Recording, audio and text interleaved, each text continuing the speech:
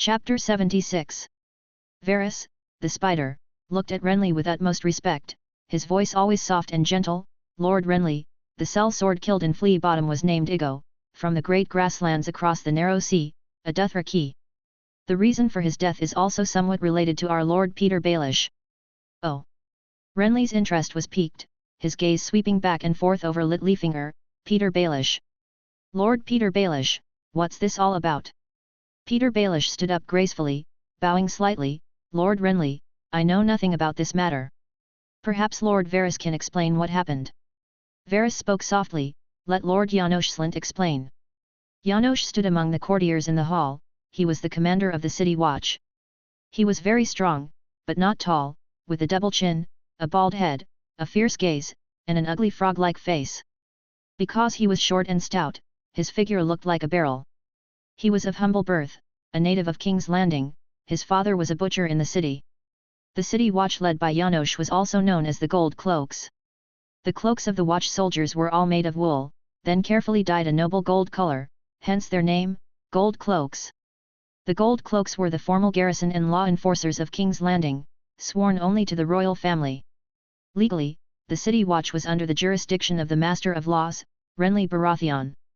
But Renly, like his royal brother, did not enjoy managing government affairs, preferring to drink and play. The city watch, in his hands, had de facto independence. Janos stepped out from the ranks of the few courtiers and walked to the foot of the Iron Throne. The steps of the Iron Throne were also 7 in number, containing the faith and respect for the 7 gods. Lord Renly, the perpetrator of the Flea Bottom murder, has already escaped King's Landing by carriage. I have issued orders to capture him with drawings. According to the investigation, the murderer is tall, bald, with a nervously smiling face. He claims to be a knight from the Shield Islands under House Tyrell of the South, but the murderer's accent is not from the South, but carries a Westerlands accent. The Westerlands? A knight under Lannister.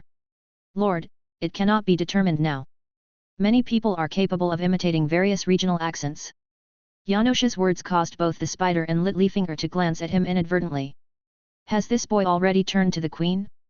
In King's Landing, the Queen represents the Lannisters of the Westerlands. All right, why did the knight and the sellsword clash?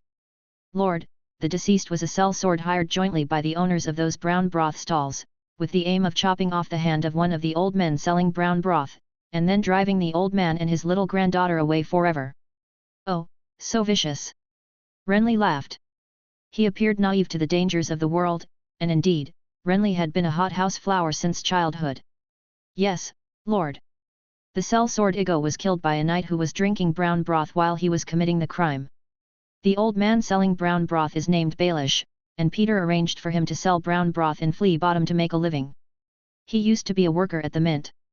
Baelish's brown broth business overshadowed the other owners, and he was retaliated against. Oh, I see. Renly's expression was one of sudden understanding. I don't think there's any need to continue investigating this matter. Let the knight go.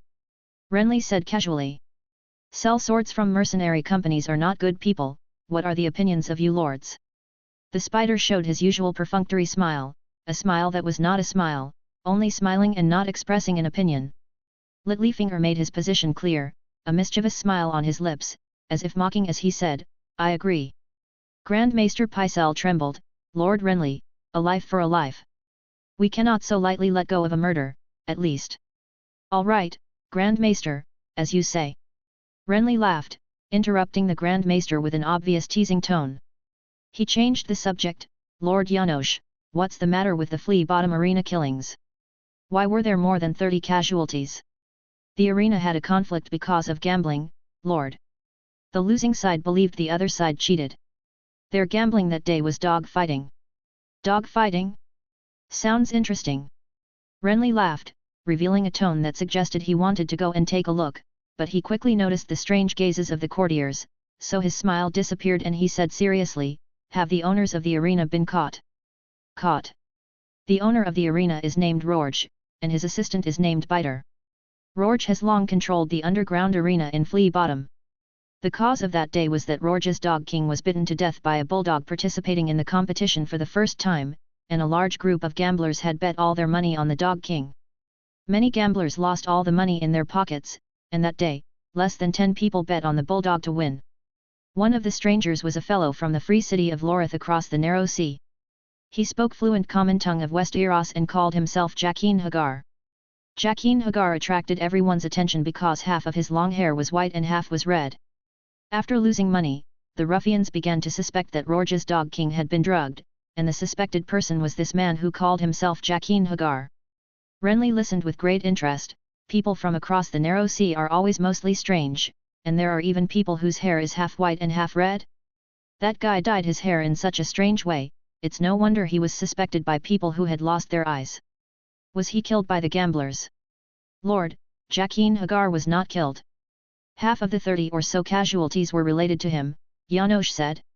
When our watchmen blocked all the exits of the arena with bows and crossbows, the arena was already full of people lying on the ground, and Biter and Rorge were both knocked unconscious by him.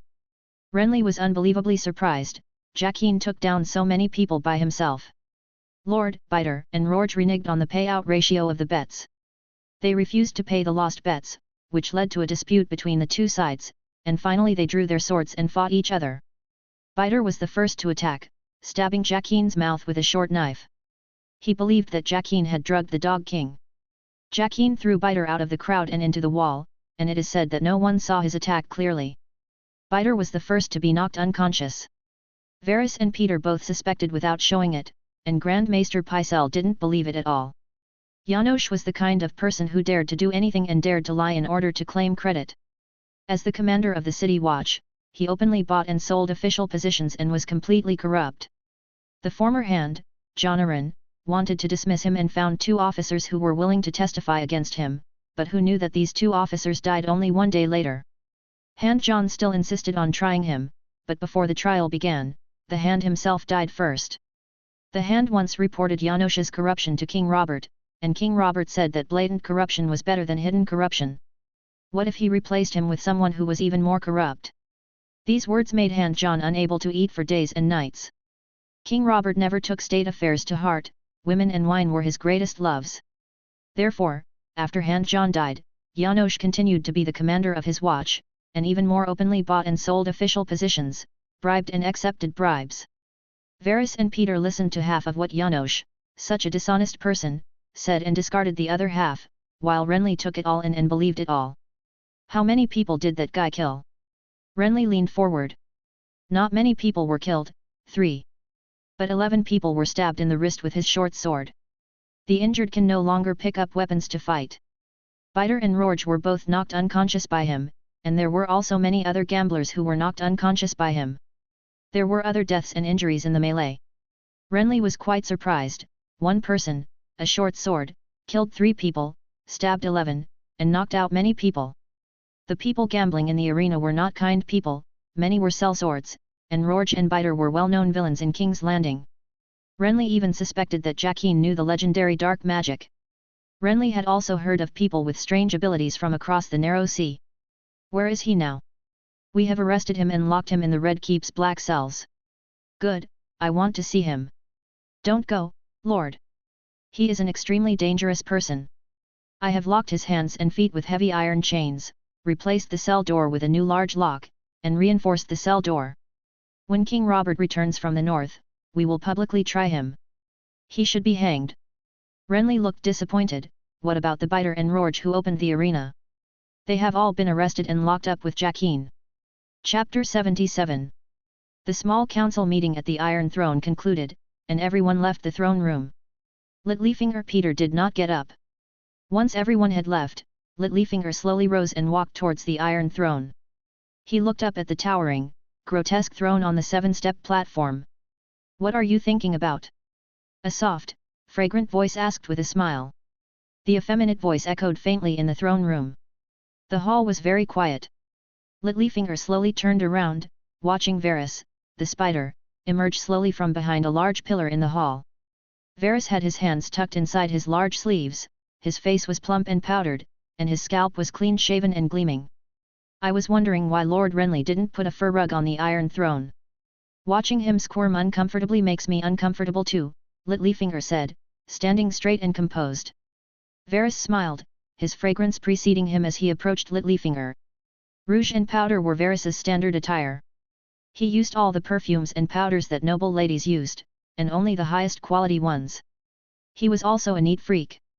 In the 298 years of the Iron Throne's history, there has never been a practice of placing a fur rug on it, Varys said, approaching Littlefinger with a cordial smile. Oh, really? Whether it's a lion's skin, a wolf's skin, a shadowcat's skin, or a deer's skin, it would be much more comfortable to sit on. Oh, but deerskin might be out of the question, since the stag is the sigil of House Baratheon. How about leopard skin or shadowcat skin? That way, no one's sensibilities will be offended, Littlefinger said with a mischievous smile. Varys chuckled. When King Robert returns, you should suggest that King Robert use a bearskin or a boarskin. Indeed! Littlefinger exclaimed, as if struck by a sudden realization. The king loves to hunt, and he has killed countless bears and boars. Using bearskin or boarskin would not only make the king sit comfortably, but also showcase his bravery. House Mormont of the north has the bear, and House Crakehall of the Westerlands has the boar. I wonder what these two great houses would think if the king's iron throne was covered with bearskin or boarskin, Varys said with a smile that didn't reach his eyes. They would certainly feel incredibly honored, Littlefinger said, the corners of his mouth turning up in his signature mischievous grin. Varys stared at the corners of Littlefinger's mouth. My lord, does it look like your mouth was injured by a slap? The smile vanished from Littlefinger's face, and he said seriously, the new country prostitute doesn't know her place. I'll have to train her properly when I get back. He suddenly lowered his voice. I wonder, my lord, how you have spent the long nights all these years, never being intimate with a woman. Varys had been castrated as a child by a sorcerer, becoming a eunuch. Littlefinger's mockery of Varys's physical defect was extremely vicious. Varys himself was very sensitive about this. But Littlefinger brought it up anyway, right in front of Varys. Varys shrugged, looked down between his legs, and frowned. The nights are indeed difficult, but fortunately, I haven't had my lips broken and my face swollen by a neurotic brute. I suppose that's not bad. Littlefinger's expression changed slightly. The mountain from the Westerlands came to King's Landing to discuss with you the grades of the gold ore he's about to hand over, and the number of carts. It seems he gave you quite a few benefits, Varys said, looking at the faint marks on Littlefinger's mouth that were almost healed. My lord, I heard that drawing blood with a glass bottle after pricking the fingertip with a steel needle is generally a method used by sorcerers. Littlefinger was shocked. He had been wondering why the mountain had taken his blood away in a glass bottle. He had been unable to figure out the mountain's strange behavior. Did your little bird see what happened that night? Littlefinger asked with a forced smile. He smoothed the straight shoulder strap on his right shoulder and straightened the mockingbird sigil on his chest. Although the mountain's party doesn't use wine boys to pour wine, taverns and inns can't do without servants, Varys said with a smile. Oh, what about the murders in Flea Bottom? Littlefinger asked, looking at Varys meaningfully. Polliver killed Iggo, who was very unlucky, Varys said lightly. Killing a person was like crushing a fly or stepping on an ant to him, casual and indifferent. I heard that Polliver also took Master Buzz with him in a carriage. I wonder if that's true. Littlefinger probed again. My lord, does Casterly Rock lack good blacksmiths? Varys asked abruptly. Littlefinger didn't understand why Varys suddenly asked this question. He considered it for a moment and said, no. That's strange then, Varys frowned. If Casterly Rock lacked good blacksmiths, the mountain would have a good reason to kidnap Tebomot. Varys didn't believe that the mountain had captured the blacksmith for himself, but definitely for Casterly Rock. The mountain was just a brute who, after eating his fill, would think about where to gamble or rape some pretty commoner woman. What's so strange? It's nothing. It's always better to have more good blacksmiths, Varys said, finding a barely plausible reason for himself. What good blacksmiths? Littlefinger asked indifferently, but his eyes couldn't hide the shadow of deep thought. Varys changed the subject again. Littlefinger noticed that Varys's words were erratic. My lord, why would the mountain take away a Master Buzz who was kicked out of the mint? What does he need the old Buzz to do? Drink with him or sleep with him? The mountain doesn't need Buzz, Littlefinger said. He only needs women, wine, poppy milk, and killing and violence. My lord, you're spot on. Varys smiled, raising his hand to gently pat Littlefinger's shoulder. Not many people can bear the mountain's gifts, my lord. Let's go. Varys stepped away. The king is surrounded by Lannisters. I think you and I should worry less. The power over the national finances and the mint was in Littlefinger's hands. If Tywin of the Westerlands had captured Buzz to do something, it would be Littlefinger's responsibility to investigate the truth. But Varys's words were also clear: if Littlefinger dared to investigate, and Tywin sent the Mountain to deliver gifts, everyone would probably be unable to bear it. But if Littlefinger insisted, there was still King Robert above him. However, Varys reminded Littlefinger that the king was surrounded by Lannisters. Beside the king, whether pouring wine, sharing his bed, guarding the door, or leading his horse on outings, all were Lannisters. Littlefinger watched Varys slowly walk towards the door of the throne room, and he laughed. "My lord, why are you telling me all this?" Varys stopped and slowly turned around. "My lord, there are some things you can ignore, not ask about, and not do, but you can't be unclear about them in your heart. You and I are important officials in the same court. I know some things, but I have never dared to hide them from you, my lord. I hope you can be so frank with me too." Varys glanced again between his legs, where it was empty, with no hard currency. "My lord, don't laugh at me for being a eunuch anymore. Your words make me feel ashamed, and I am very sad." Littlefinger was speechless, and finally forced a dry laugh. "Yes, my lord, I was wrong." Varys smiled slightly, folded his hands, and left. The two old foxes hurt each other. Their verbal sparring was like a duel between swordsmen. In the clash of blades, Varys was superior, forcing Littlefinger to apologize and making Littlefinger fear him. The intelligence system of the spider was something that Littlefinger could not contend with. Varys showed a little of his power, warning Littlefinger, who was staring at the Iron Throne and saying it should be covered with a fur rug. At the same time, the Mountain, running on the Gold Road, did not consider the battle of wits in the King's Landing throne room at all. He knew that he couldn't hide these things from the spider of King's Landing, the traces were too obvious. But he had also insinuated his plans to Tywin beforehand. He was the best killing sword, Tywin needed this sword, and he also needed Tywin to take the blame for him temporarily. A King's Landing kidnapping case by the Mountain that could not be concealed from the eyes of the Royal Small Council was thus easily resolved by two extremely intelligent people who found the question themselves and answered it with ease. They just didn't know that the absolutely correct answer that Varys had come to after careful consideration was, this time, a mistake. Chapter 78. A man like the Mountain would immediately attract the attention of the spider upon entering King's Landing. Not just the Mountain, but any high-ranking noble who entered King's Landing would be noticed by the spider's little birds.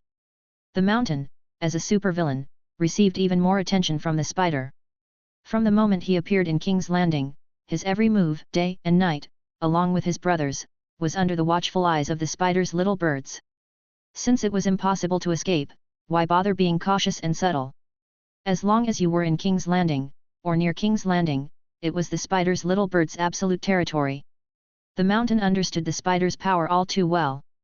Littlefinger's promotion from customs officer of Gulltown to master of coin in King's Landing hadn't taken long. Compared to Littlefinger, the Mountain was even more aware of the spider's capabilities.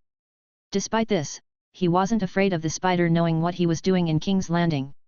Firstly, the king was not in King's Landing, having left nearly 2 months ago, and wouldn't return for at least 3 more months. With Littlefinger's brains and the spider's cunning, they wouldn't dare to investigate and gather evidence in the Westerlands. Even if they were certain, it would only be a guess.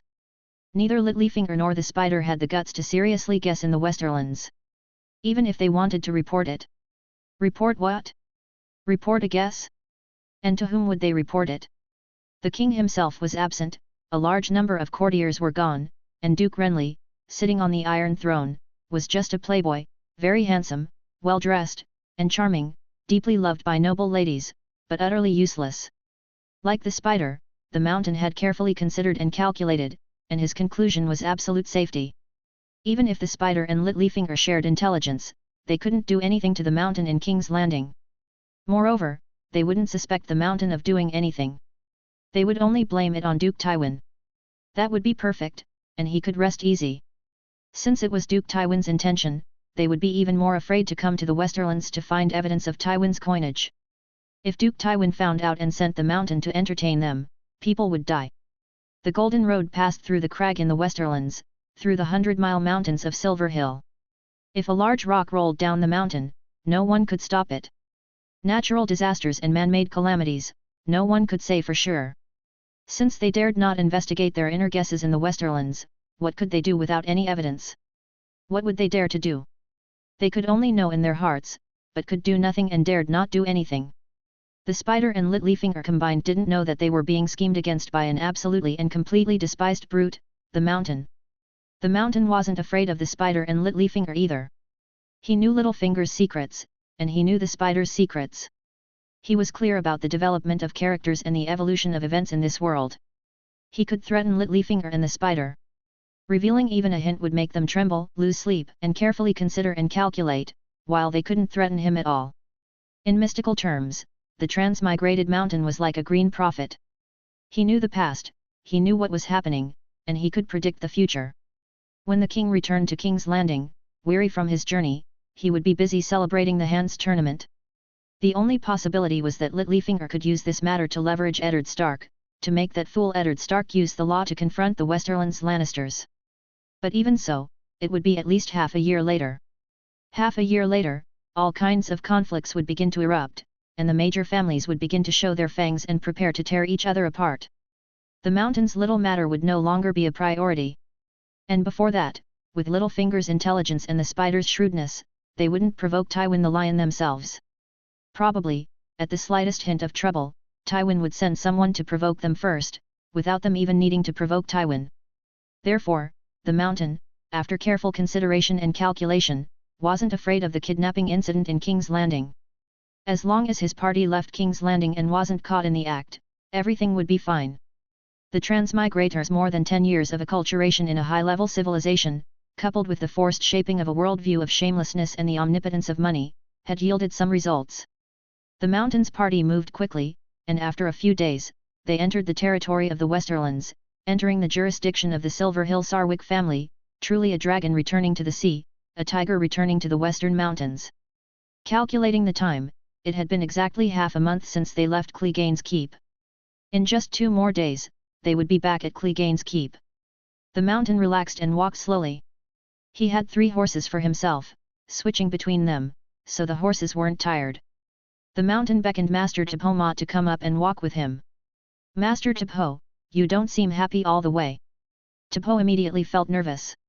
He had heard of the Mountain's infamous reputation through frequent contact with too many soldiers, centurions, generals, and high-ranking nobles. It could be said that the giant beside him was a 400-pound killing machine, a great demon. Tipo stammered a lie, "Sir Gregor, I'm not unhappy." "Oh, there's no need to lie. I can see it," the Mountain glared at Tipo. Tipo was also a sturdy man, quite tall, with strong arms and muscles from long-term forging, and a fierce presence, but in front of the Mountain, he was just a half-grown child, without any prestige or aura. My lord, you want me to forge weapons, and I will do my best to forge them for you. When the weapons are finished, I beg you to let me go back." Tipo spoke still stuttering, but better than before. "All right."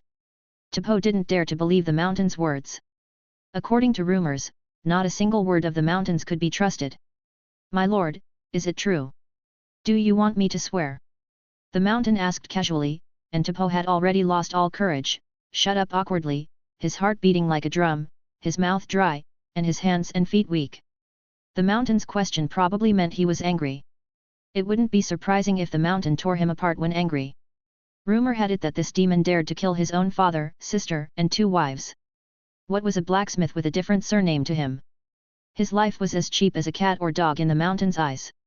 The Mountain glanced at Tipo and said solemnly, "All right, I swear in the name of House Clegane's honor and the 7 gods, as long as Master Tipomot forges the weapon I want, I will let him go home." Tipo stole a glance at the Mountain, and the Mountain's expression didn't seem fake. Even the most daring person wouldn't dare to swear falsely in the name of the 7 gods. Master Tipo's heart was therefore much more at ease. The Mountain finished swearing and smiled, "Master Tipo, I want you to forge a knife for me first." "What kind of knife?" Tipo was a passionate researcher of weapons and armor. Without this passion, it would be difficult for him to become the head of the blacksmiths on the Street of Steel, revered as a master by his peers. "A face knife." The Mountain smiled. Master Tipo was stunned. It was the first time he had heard of a face knife. Chapter 79. A noodle knife, long and with a toothed surface, similar to the gears of a large Oak City gate winch. First, Place 2 noodle knives in a fixed chute, adjust the meshing distance between the 2 knives, and then secure them with buckles. The chute allows adjustment of the gap between the 2 knives. A larger gap makes thicker noodles, a smaller gap makes thinner noodles. Place the kneaded dough on top of the noodle knives, and turn the toothed crank. The gears on the crank drive the gears of the noodle knives, causing the 2 knives to rotate inward, and thin noodles will be continuously produced from under the knives. Catch the noodles with a noodle stick, and when they reach a suitable length, cut them off with scissors. Hang them in the sun to dry, then cut the noodles into certain lengths with a knife handle.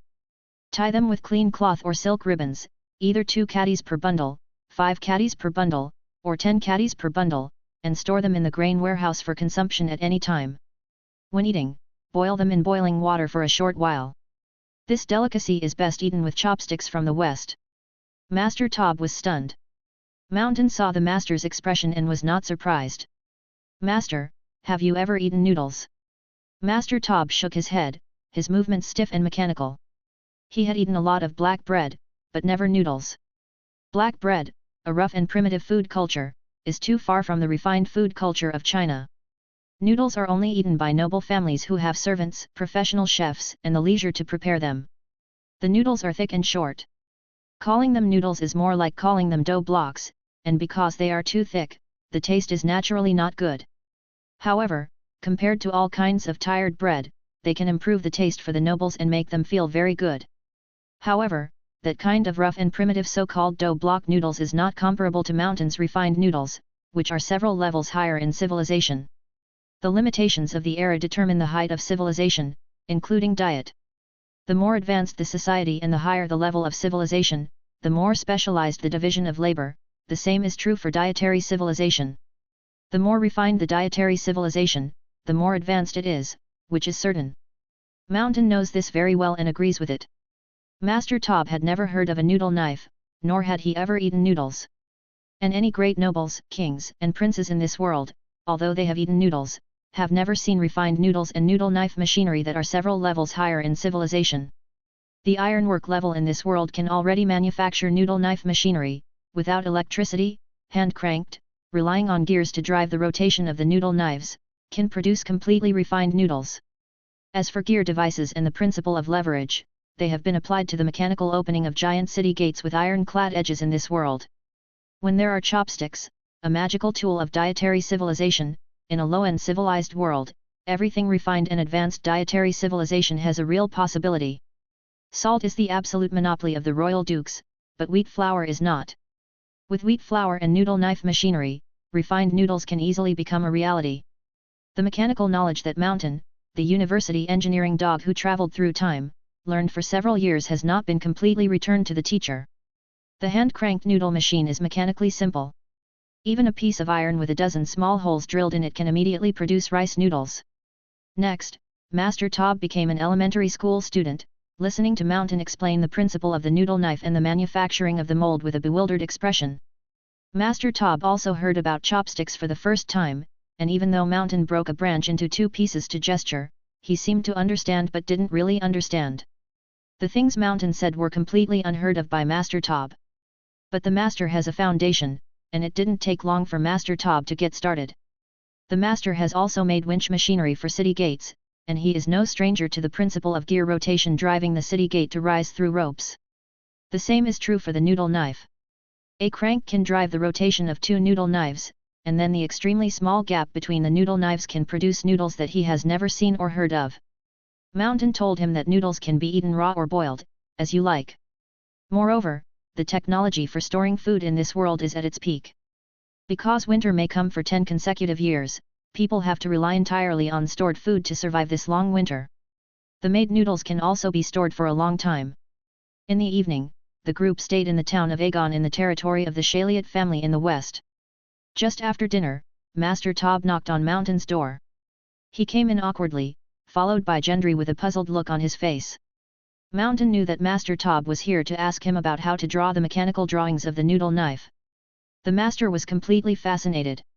To make machinery, you must first have drawings. The drawings are in Mountain's mind. And Tob seemed to have completely forgotten Mountain's terror. Once he entered the topic, he forgot everything. The noodle knife, a never-before-heard noodle knife machine, deeply attracted Master Tob.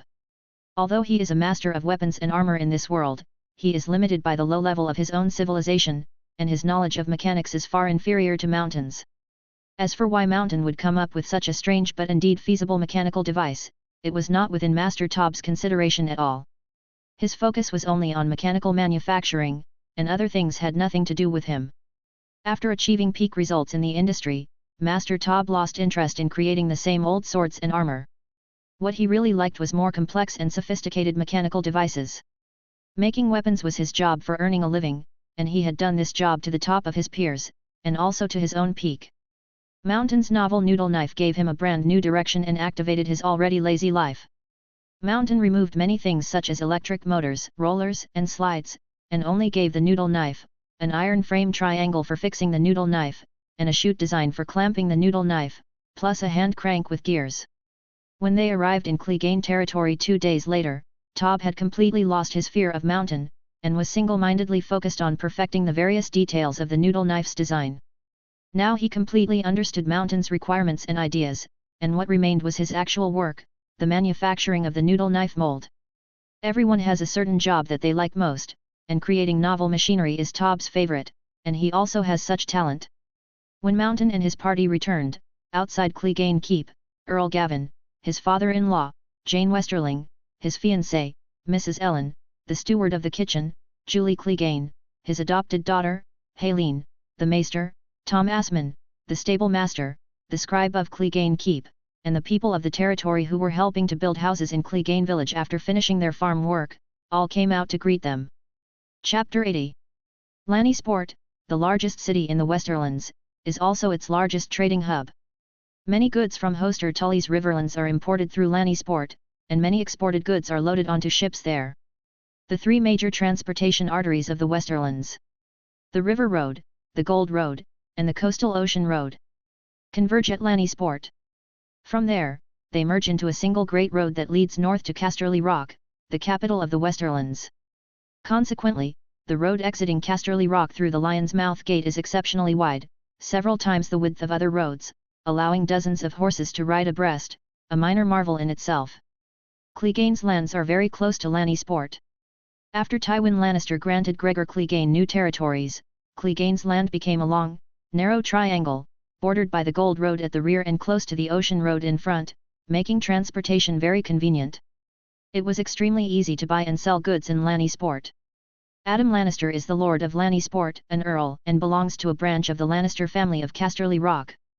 He has a daughter named Rosamund Lannister, who bears a striking resemblance to Cersei's daughter, Myrcella Baratheon. Strangers might mistake the two girls for twins. Adam Lannister's hair is yellowish, not the golden color of the Casterly Rock Lannisters, and it's straight, not naturally curly, which also distinguishes him from the main Lannister bloodline. However, his only daughter, Rosamund Lannister, has reverted to the ancestral traits in every way, whether it's the color of her hair, the color of her eyes, or the curly texture of her hair, all identical to the Lannisters of Casterly Rock. Rosamund Lannister was born in the same year as Aegon VI, and is 8 years old this year. Early in the morning, the innocent and lovely Rosamund was swinging in the garden, chasing butterflies, singing, and throwing white pebbles into the garden stream. Gardeners were trimming the lawns and trees, and Rosamund was like a small, beautiful sprite, stirring up trouble in the huge garden. Suddenly, she cried out in alarm. When the servants rushed over in a panic, they saw a humanoid behemoth standing in the garden, Gregor Clegane. Rosamund was in Gregor Clegane's arms. The servants all stopped, their hearts pounding like drums, none daring to speak. The maids had already covered their mouths, their eyes wide, their expressions shocked. They were all terrified. Gregor was wearing a well-tailored, noble's formal attire. His suit of steel armor was gone, and he wasn't wearing his daunting, huge, flat-topped helmet, nor was he carrying his terrifying two-handed great sword at his waist. He looked at Rosamund with a gentle expression, but even so, he still terrified the servants. A servant secretly slipped away to report to the Earl. "Rosamund, how would you like to be my adopted daughter?" Gregor lowered his voice. But his voice was still as loud as a normal person's, and echoed with a booming resonance. Rosamund didn't speak, her big eyes looking at Gregor with a watery gaze. Gregor's smile was very friendly, but her fear was still obvious. "Are you afraid of me?" Gregor took out a piece of candy from his pocket. However, the little girl put her hands behind her back, refusing. I'm a big bad guy, right? You must be thinking in your heart that I'm a big bad guy, Gregor smiled. It seemed that the mountain wasn't going to do anything terrible immediately, and the servants secretly breathed a sigh of relief. But still no one dared to step forward to take Rosamond back. The damned guards didn't know where they'd gone. The servants had no choice but to wait for the Earl to come in person. Gregor put the candy into the small pocket embroidered with flowers on Rosamond's chest. Rosamond, is your father here? Rosamond nodded, the fear in her big eyes diminishing somewhat. Good, we'll go find him. Can you show me the way? Gregor's smile didn't look lovely, but at least it wasn't fierce. Rosamond nodded again. As Gregor took his first step, the sound of hurried footsteps came from the front of the garden and the main gate of the castle at the same time. Two teams of guards appeared simultaneously from the front and back. The captain of the guard was named Garnalani. Surnames like Lanny, Lannys, and Lannister are all branches of the Lannister family, mostly distant relatives. Garnalani clearly had completely yellow hair, the most common characteristic of distant Lannister relatives. Gregor only glanced at Garnalani, and Garnalani stopped dead in his tracks. Both teams of guards stopped at the same time, everyone's hand on their sword hilt, but their eyes filled with fear. Throughout the Westerlands, apart from the garrison of Casterly Rock, the guards of Lanny Sport are the strongest and most well-trained. Even the gold cloaks of King's Landing, the capital of the Seven Kingdoms, and the Guard Corps of Old Town, with its ancient history, cannot compare to the Lanny Sport Guard. The Lanny Sport Guard is so powerful mainly because of the Iron Islands not far from here. The Ironborn of the Iron Islands have repeatedly and blatantly plundered Lanny Sport, and attack the port and plunder goods as pirates at any time, which has forced Lanny Sport to build a strong naval fleet and an equally strong city guard. Earl Adam's guard is the elite among the city guard, but in Gregor's eyes, these soldiers feared by the Ironborn and the Centurions famous throughout the Seven Kingdoms are of no consequence. Lord Gregor. Garna spoke, his eyes looking at Rosamond Lannister, revealing suppressed anxiety. Gregor interrupted Garna's words, lead the way, I want to see Earl Adam. Garna glanced at Rosamond again, and the little girl turned her head and said pitifully, Uncle Garna, hold me. Lead the way. Gregor didn't give Garnalani any pleasantries. Yes, my lord, Garna didn't dare to use force. Garna's bronze face was hard, showing that he was a very strong man, but in front of Gregor, he was like a small hill in the hills meeting the peak of a true mountain, completely unable to display his aura and strength. Garna led the way, his expression respectful. Gregor's gaze immediately softened when he looked at Rosamond, filled with affection, but unfortunately, the little girl didn't appreciate it at all. But his skin was thick enough that he didn't feel embarrassed at all. Lord Gregor. From afar, Earl Adam's cheerful voice carried over. He strode out, followed closely by a grey-robed maester, Bancroft. Earl Adam. Gregor replied, not smiling. His expression switched freely between gentle friendliness and cold cruelty. Rosamond, come down, Earl Adam scolded his beloved daughter, how can you act spoiled in front of Sir Gregor? Lord Gregor is a guest. Maester Bancroft, take Rosamond to the Maester's tower, it's time for her morning lessons. Yes, my lord, the Maester said. Maester Bancroft walked up to Gregor, my lord, please give me Miss Rosamond, it's time for her morning lessons. Gregor gently handed Rosamond to Maester Bancroft, and gave Rosamond a gentle and friendly smile, but Rosamond snorted and turned her head. With her father and Maester grandfather present, the little girl was much bolder. Gregor laughed heartily. Earl Adam remained inscrutable, reasonably and appropriately taking Rosamond back from Gregor's hands. Lord Gregor, please come to the dining room, you are a guest, it's rare for you to come here, we must have a good drink today. Earl Adam smiled amiably, yesterday I already received a raven from Lord Tywin, in 10 days, you will be holding a wedding with Miss Jane Westerling at Casterly Rock, congratulations. Gregor didn't decline modestly, he said, my lord, give me a stool, I'll just sit at the gate. Earl Adam was completely baffled, but it wasn't convenient for him to disobey. Gregor was heavily relied upon by Tywin, and it was said that this vicious dog had been somewhat abnormal due to drinking poppy milk for a long time, but his daughter was safe, and he only needed to be careful and vigilant. Someone, Earl Adam shouted, since Gregor was only willing to sit at the gate, then he would accompany him, fruits, wine, meat, snacks, long tables, benches, arbor gold, chopsticks, cups, move everything to the gate. Yes, my lord. The servants responded in unison. Chapter 81. Before long, a banquet was laid out at the main entrance of the Earl's castle.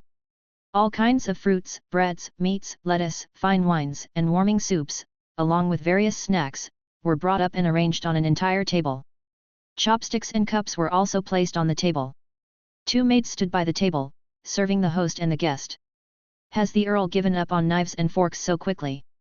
Gregor asked. He noticed that the Earl's bread had already been sliced into neat pieces, just like the pre-sliced loaves sold in supermarkets in his previous life. Although it was a small detail, it was a sign of progress. Lord Tywin has given the order. If I don't set an example, who among my subordinates will listen? Earl Odd politely replied with a smile. He gestured for Gregor to try the meat.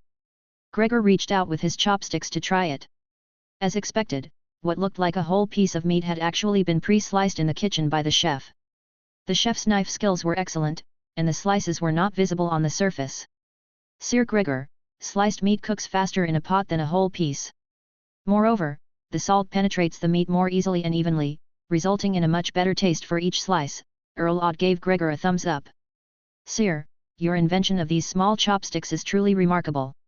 My family's forks, knives, iron basins, iron art railings, and iron ornaments have all been taken to the city's ironware collection department because of your chopsticks. You are an earl. If you don't take the lead, your people will be even less likely to change. As for chopsticks, anyone could have invented such a small thing. It's just that people are used to a certain way of doing things, and even if it's inconvenient, they develop a lazy inertia, like hitting the snooze button. Everyone knows it's better to get up early, but they still prefer to linger for a while. Most people prefer to settle for the familiar status quo and are unwilling to take the initiative to change. Earl Odd's eyes lit up, but the expression quickly disappeared. Gregor couldn't read, was a bore, and often cursed, but not today, or at least Odd hadn't seen it. Gregor didn't care about Earl Odd's reaction at all. These weren't important matters of consequence. Under what circumstances did you come up with such simple yet incredibly practical chopsticks? Earl Odd asked with a smile. He skillfully used chopsticks to pick up a slice of bread for himself, then used a small spoon to scoop honey from a honey jar and pour it onto the bread. Before chopsticks, there were many knives and forks. The Earl used to cut his own bread at the table.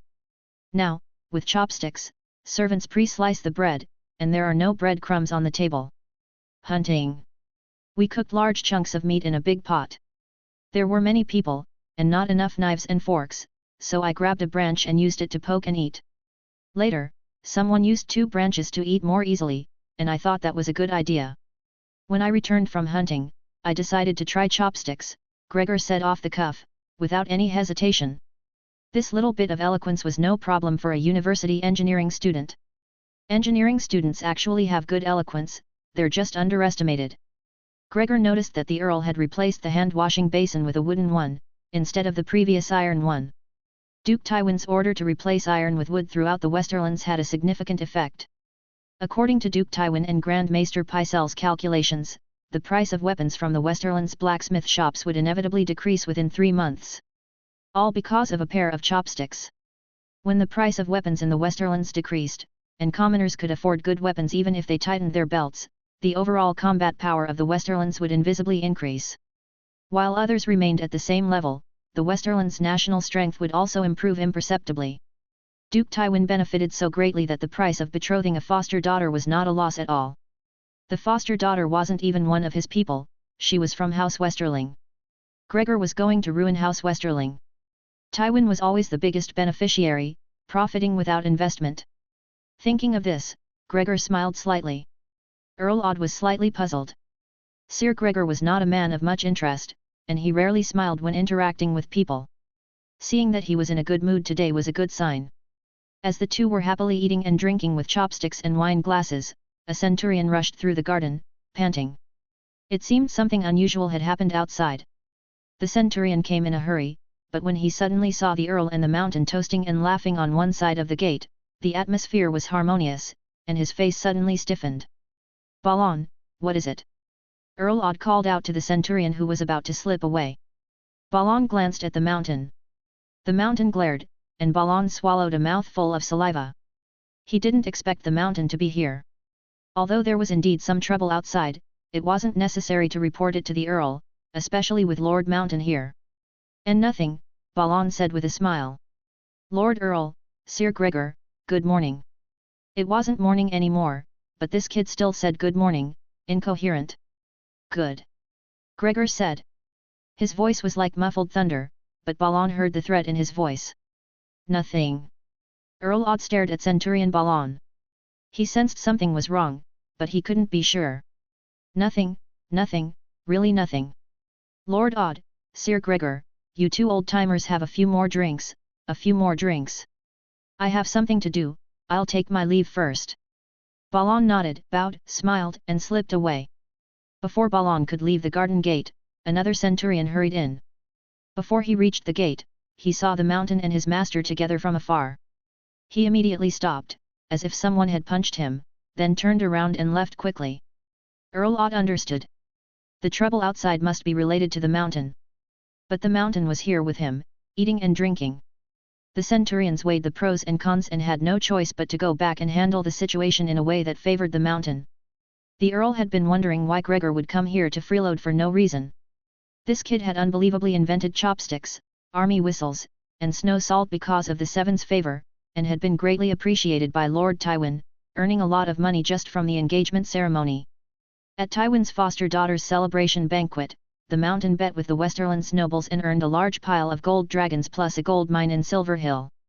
After the Mountain got money, he wouldn't come here to freeload unless he was spending it lavishly. Now it seemed that there was indeed a reason. Since the centurions could handle it, it wasn't a truly crippling matter, but it must be somewhat troublesome. Things related to the Mountain were always a bit tricky. As the Earl pondered, another centurion hurried over, but this time, the centurion was stopped by the guards outside. The guard exchanged a few words with the centurion, who glanced inside, turned around, and left, simply not coming in. Earl Odd poured the Arbor gold wine to the full for Gregor, and also poured a glass for himself. He raised his glass and tapped it against Gregor's, and smiled, "Sir, to you." Gregor was eating lettuce, his mouth full of vegetables. He said vaguely, "Earl, speak, don't beat around the bush like a woman." Earl Odd laughed, "Sir, my centurions are all the duty officers patrolling the city today. They must have come here to find me for something, but as soon as they saw you, they all turned around and left. I think the troublesome things they encountered outside must be related to your men. Sir, if you want to do something in Lanny Sport, tell me. As long as it complies with the laws of the Westerlands, I will definitely help you with all my strength. No need, I'll just eat and drink here with you, and your subordinates will know what to do. If your subordinates weren't so disciplined and well-trained, I wouldn't have come here to eat with you. My men would be able to solve the problem directly, without having to wait for the centurion to report to you first." Gregor reached out and grabbed a plate of bread and a plate of meat, too impatient to use chopsticks, and just used his hands. Earl Odd gave a dry laugh. Chapter 82. Gregor's appetite was astonishing. It was several times that of an ordinary person. A table full of meat, bread, lettuce, pastries, and bacon soup, along with the most renowned Arbor wine, was all swallowed into his stomach. He even finished off 4 glass jars of honey used for spreading on bread. Although the glass jars weren't large, it would take the Earl himself more than 7 days to finish just one. The golden honey was perfectly edible on its own. Gregor didn't treat the honey as honey, but rather as a kind of snack. Many things in this world were primitive, crude, and backward, but many things were also wonderful. The sky, the earth, and the water were all very clear and bright, without any worry of smog. Plant-based dishes and animal-based dishes were all good things.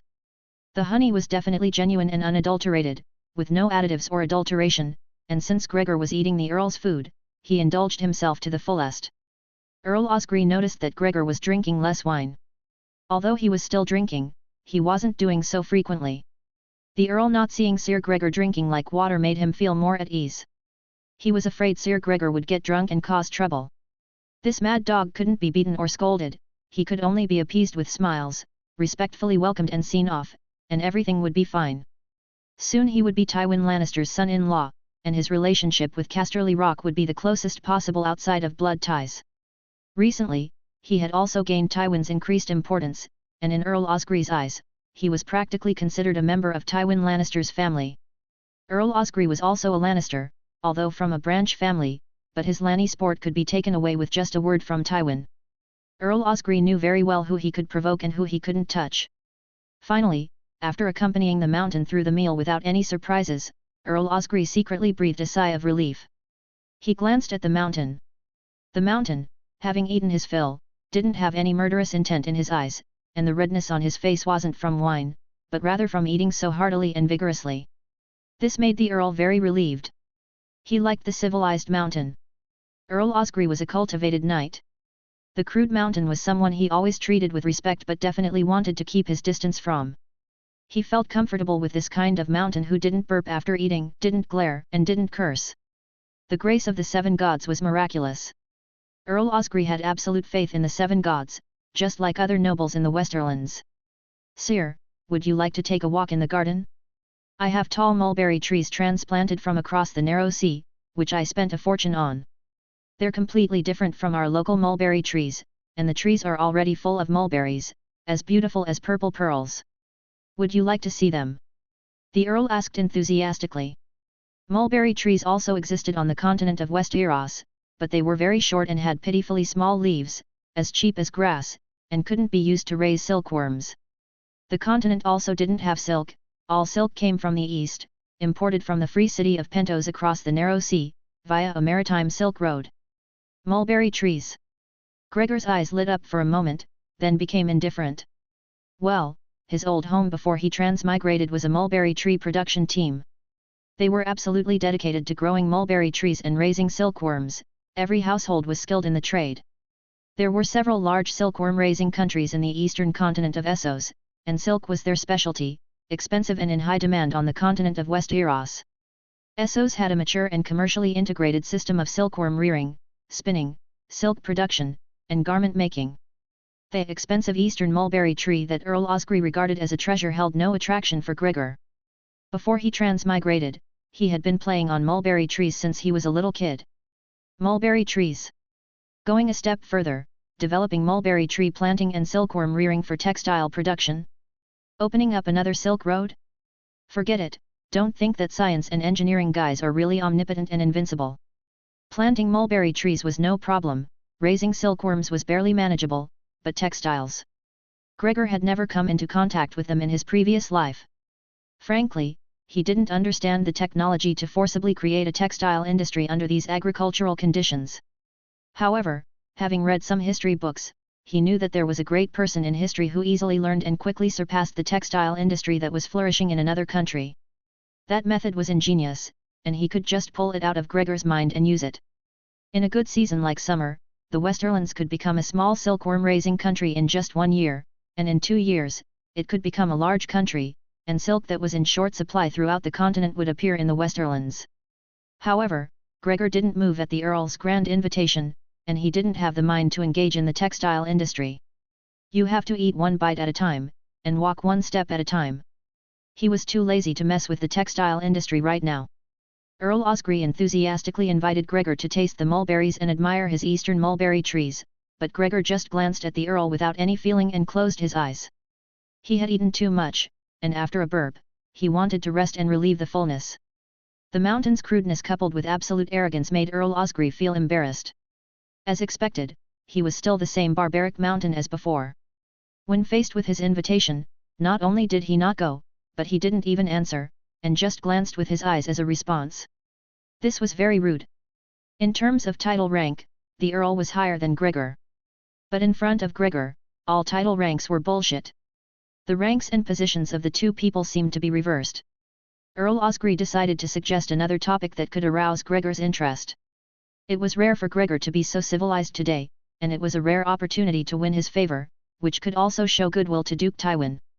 Earl Osgry tried his best to implement Duke Tywin's policy of replacing iron with wood. If he could get Gregor to inadvertently let slip a word in front of Tywin, that would be beneficial.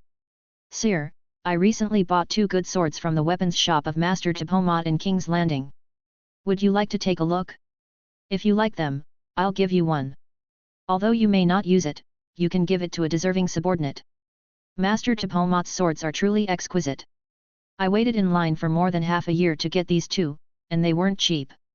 Earl Osgry knew that the Mountain liked swords, loved swords, especially Master Tipomot's weapons. This immediately hit the Mountain's weak spot, and he hoped to win his favor. Master Topomot? This time, Gregor didn't even open his eyes, and just grunted in response. Topomot was already at Clegane's hold. The Mountain wouldn't lack real good weapons from a master, rather than commodity weapons. In the future, he would just let the Earl come to Clegane's hold to ask the Mountain for good armor, helmets, and swords. That stubborn blacksmith apprentice, Gendry, was really an honest and good person. As long as he had a hammer, iron ore, and a blacksmith shop, he would be full of energy, working hard as if he had forgotten that he had been abducted by the Mountain. Having iron to forge gave him peace of mind. The Mountain had also promised him a gold dragon a month, which was impossible under his master, and even thinking about it was a luxury. For more than 10 days, Gendry had been full of energy in the blacksmith shop on the Clegane lands, forging weapons and armor. The Mountain was even considering finding him an apprentice. A good blacksmith master with royal blood. As for Master Topomot, he had entered the role set for him by the Mountain even earlier than Gendry. The master was the general manager of the blacksmith weapon shop and noodle-making machinery, a civil servant. A week ago, the Mountain promised that as long as Topo agreed to bring his wife and children over and swear allegiance to the Mountain in the September, he would consider bestowing him with the honor of knighthood. Topomot didn't even pretend to think for a moment and agreed immediately. In a while, Topomot's family would be settled in Clegane village. The King's Landing kidnapping case? It never happened. For the knightly honor that was more precious than life, the Mountain was willing to wholesale it if there were excellent talents. For example, the increasingly obedient Gendry. The Mountain not only considered giving him knightly honor, but also considered giving him a surname, Clegane. The Mountain, feeling broad-minded and content, closed his eyes and snored. Faced with the Mountain's crudeness, Earl Osgry gave a dry laugh and left on his own.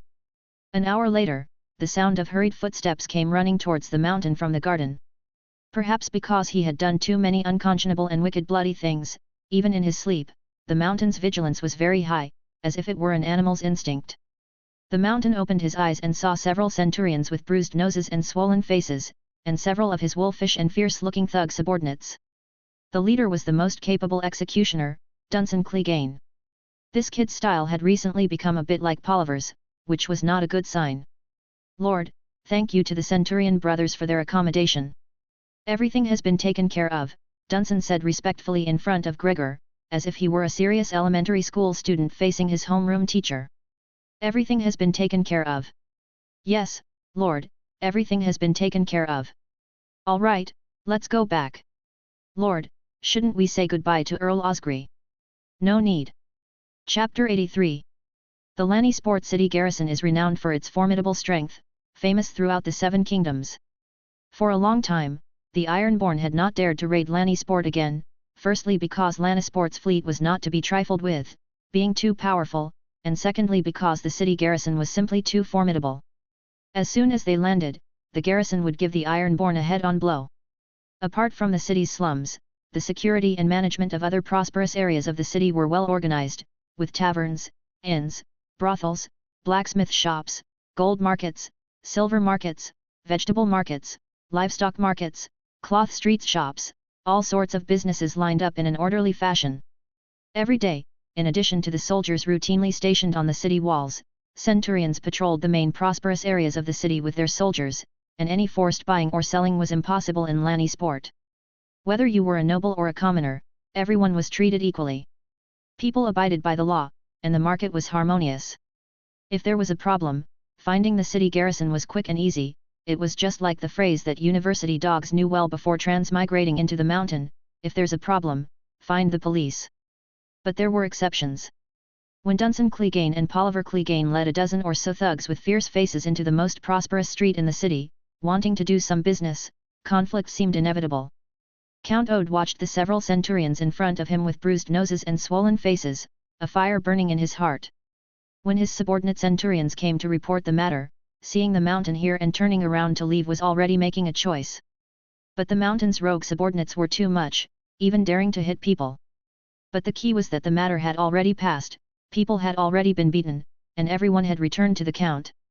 The Count knew very well that it was the Mountain's subordinates who were arrogant and domineering, relying on the Mountain's dog power, but the key was that the Count couldn't immediately order the guards to chase after them and hit them back. This made the Count feel frustrated. Although the Mountain and his gang of dog thieves had not gone far, the key was that even if they chased after them, could they win? The answer was very clear, no. Count Ode was also a fierce general, otherwise the Ironborn would not have been beaten into shrinking turtles for so many years, not daring to invade the Westerlands again. Several of Count Ode's centurions had their mouths broken, their eyes were bruised, their faces were swollen high, and some had their nostrils stuffed with cotton because they were still dripping with nosebleeds. Several military officers who maintained city order and law were beaten a bit embarrassingly. What's going on? Count Ode's tone was unkind. He knew very well that it was the Mountain's gang of killing gods who had done this good deed, but he had to maintain the dignity of the Count. A Count must have dignity. The Lannisport city garrison fought with any nobles' knights in the city, and Count Ode set a rule that they had to win. Fighting and drawing swords were completely different. Knights taking off their sword belts and fighting empty-handed because of verbal conflicts was a controllable brawl, not serious, and would not hurt the true harmony between lords. Winning or losing was just a matter of pleasant or depressing face, not a matter of life and death, and would not involve greater trouble. But because of face, winning was still very important. Over the years, Count Ode's rule had never been broken. The daunting Mountain had been staying in Casterly Rock for many years, or patrolling the borders of the Westerlands under orders, bullying the Riverlands or the Reach people. Even if he came to Lannisport, the Mountain would come with Duke Tywin. This killing god's bandit soldiers would naturally follow him, and there was no chance to clash with the garrison in Lannisport. But now it seemed that this rule was a bit untenable, because that guy no longer lived in Casterly Rock, and Tywin no longer needed him to lead troops to patrol the border. He had returned to live in the Clegane lands. The Clegane lands were very close to Lannisport. It's the Mountain's people, Centurion Bard Lannister said a little ashamed, reaching out to touch the injury on his face. What if it's the Mountain's people? I am the Lord of Lannisport, Count Ode raised his voice, his tone awe-inspiring. I respect Duke Tywin, and I also respect that the Mountain is getting married in 10 days, otherwise, I would have taken you to chase after them and hit them back now. The Count began to be righteously and hypocritically hypocritical again. Several centurions knew the Count's superficial personality very well. Everyone knew it well, but they didn't break through this layer of paper. The Count was indeed brave and not easy to mess with, but the key was that the Mountain was not human, he was a brutal and terrifying monster himself. Centurion Barrow Lannister hesitated and said, Lord, we didn't fight with the Mountain's mad dogs. The implication was that although everyone was injured, it was not caused by fighting. Several centurions nodded. It seemed that their injuries were all self-inflicted. Then what's wrong with your faces? The Count frowned. He also knew that it was troublesome to encounter the Mountain's people. The Mountain was not human, and those who were stubbornly following him, of course, would not be normal people. Normal people would not be so possessed to follow the Mountain and willingly be the Mountain's claws and accomplices, and even take it as an honor. Centurion Barrow Lannister said, Lord, Dunson and Polliver are sending noodles to all the large and small taverns in the city. Sending noodles. Bard Lannister immediately corrected Barrow's words, Lord, it's not sending noodles as Barrow said, they are asking the bosses to pay first, and then giving the bosses noodles. What do you mean? Count Ode didn't understand, how could they possibly make so many noodles to send? Noodles were almost never sold in the large and small taverns of Lannisport, only the 2 most high-end taverns sold them, because the 2 high-end taverns catered to great nobles and propertied knights. In the Westerlands, in the 7 kingdoms, and throughout the continent, everyone was used to eating bread, whether commoners or nobles. Noodles were a high-end thing that only great nobles with dedicated servants would make to eat. Making noodles was troublesome, and secondly, storing them was not as good as bread being able to be stored for many days. Secondly, the quality requirements for flour were very high. Common people ate black bread, and unpropertied knights were the same. Noodles were all kneaded and made fresh at home by servants, and they were soft and moist. Once the noodles were packed, they would stick together and turn back into dough. How could they be carried from house to house? Count Ode completely didn't understand. Bard Lannister saw the Lord's confusion. Lord, the Mountain's noodles are noodles we have never seen before, they are dry and very thin. The noodles also have a name, Clegane hanging noodles. They are tied into bundles with cloth strips, and the Clegane family crest of 3 black dogs is drawn on the cloth strips. Dunson and Polliver assured the bosses that the noodles can be stored for a long time, and not a single strand will stick together. That's absolutely impossible, Count Ode said decisively.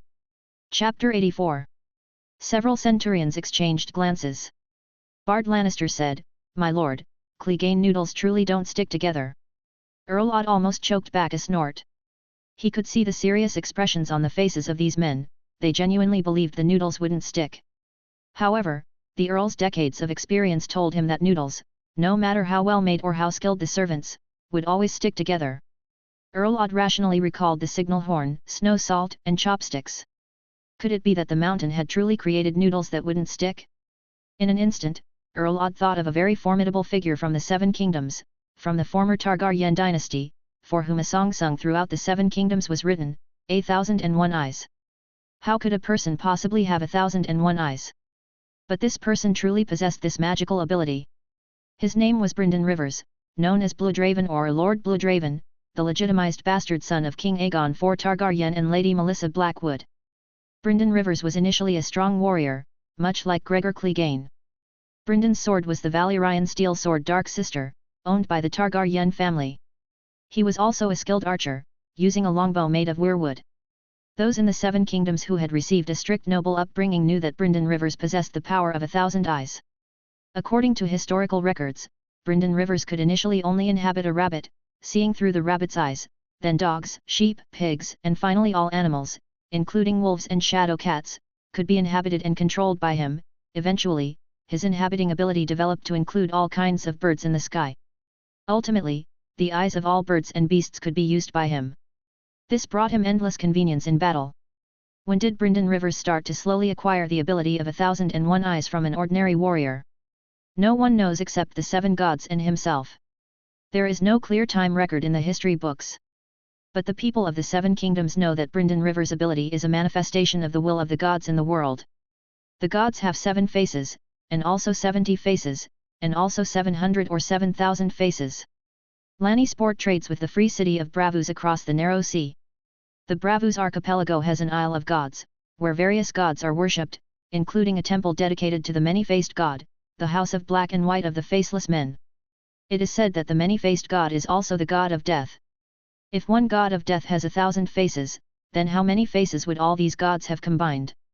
If the mountain has created a type of noodle that absolutely doesn't stick together, then this ability, although far less miraculous than Brynden Rivers' 1,001 eyes, is, like Brynden Rivers' transformation, likely a fragment of the will of the seven gods.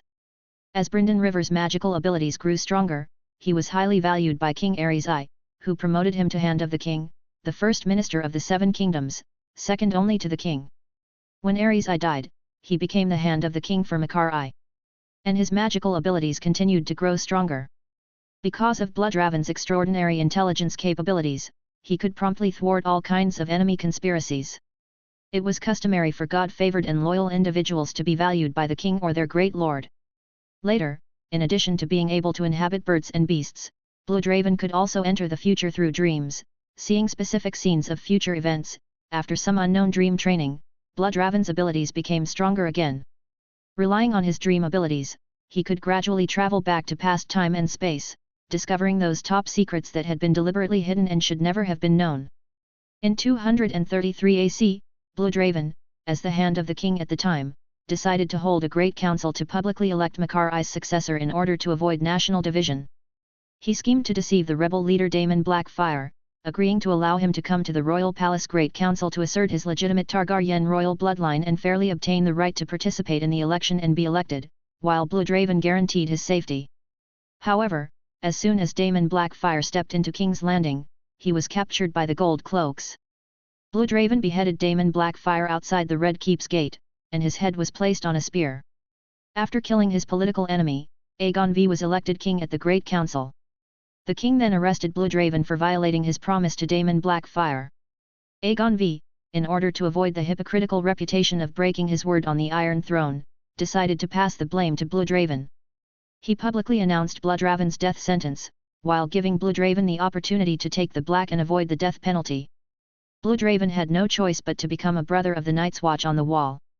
In 239 AC, Bloodraven was elected Lord Commander of the Night's Watch by all the Night's Watchmen because of his outstanding abilities. In 252 AC, Bloodraven disappeared completely during a ranger patrol beyond the wall. This Bloodraven was so powerful that he could inhabit and control all kinds of birds and beasts, and could also travel through the past and future, personally experiencing real events in dreams. Where did he go after disappearing beyond the wall, death or life? Modern historical biographies end here, and no one knows his ending. Although Earl didn't know the ending of Bloodraven's life, the college dog who transmigrated into this world as the Mountain knew that Bloodraven's abilities became stronger again later, becoming a green seer, and his avatar was a three-eyed raven. He would also become the mystical mentor of Bran Stark, the 7-year-old boy from the Stark family in the north. As a noble who would inherit the family territory, Earl was required to learn various noble etiquettes and kingdom history from a young age, including the Eastern history across the Narrow Sea. Earl knew very well about the outstanding figures in ancient and modern history. More than 100 years after the dragons disappeared, various magic scrolls and magic spells gradually became ineffective, but the will of the gods never stopped descending, which is why the faith of the Seven became the state religion of the Seven Kingdoms. Although the technological knowledge of the Citadel and Old Town is driving the progress of the world, mysticism has always been around people, like a shadow of humanity, never far away. Based on his understanding, Earl reluctantly classified the Mountain's Clegane noodles into the realm of mysticism like Bloodraven, but when his eyes met his subordinate's eyes again, he realized that he might be wrong again. These centurions of the family knew Earl too well. Bard Lannister said, "My lord, Clegane noodles are not some kind of magical power as you imagine, but noodles produced by machinery, the kind of machinery similar to the winch machinery of our Lannisport city gate." Facing the Earl's even deeper frown, Beryl Lanny said, "My lord, Clegane noodles were not invented and produced by the Mountain this time, but by a blacksmith who had worked on very complex city gate winches. This kind of mechanical noodle belongs to the science of the Citadel." "All right, lead the way. I want to see the Clegane noodles that absolutely won't stick together," Earl ordered. Chapter 85. The Beaker Tavern. "My lord, this is Clegane noodles." The owner was respectful, presenting a bundle of noodles with both hands. A red cloth ribbon bound something that Earl had never seen before. Judging by sight, the bundle of noodles was the length of a dagger, each strand pale yellow, tied with a red cloth ribbon, but there was no knot to be seen. The ribbon was seamlessly closed into a circle. Sure enough, the Clegane family crest was on the red ribbon, 3 black dogs. Earl took the noodles, and was greatly surprised when he flicked his fingers through them. Each strand was uniform in size and dry to the touch, not sticking together at all. The Earl was a great nobleman, and he had never seen noodles made so that each strand was the same size. Even the most experienced chef could not do this. The noodles were dry, delicate, non-sticky, and uniform in size, which the Earl had never heard of or seen. Earl pulled out a few strands of noodles, and they lay in his palm like dry firewood sticks, straight and unbending, completely different from all the noodles the Earl had seen in decades. The noodles the Earl had eaten were thick, short, and irregular, all made fresh by servants in the kitchen. Several centurions and the owner respectfully gathered in a circle, looking at the noodles as if they were some novelty from across the Narrow Sea. "Are they good?" Earl asked. He was already conquered by the appearance of the noodles. The uniformity of the noodles alone gave the Earl a very regular aesthetic feeling, like well-trained soldiers, with perfect formations. This was a noodle experience the Earl had never had before. "My lord, they are very delicious." The owner did not dare to lie, his face was all smiles and wrinkles, making his appearance very unsightly. Knight Polliver said that these noodles have eggs added, a special seasoning broth, and snow salt. "Oh." Earl was skeptical. "How can you prove it?"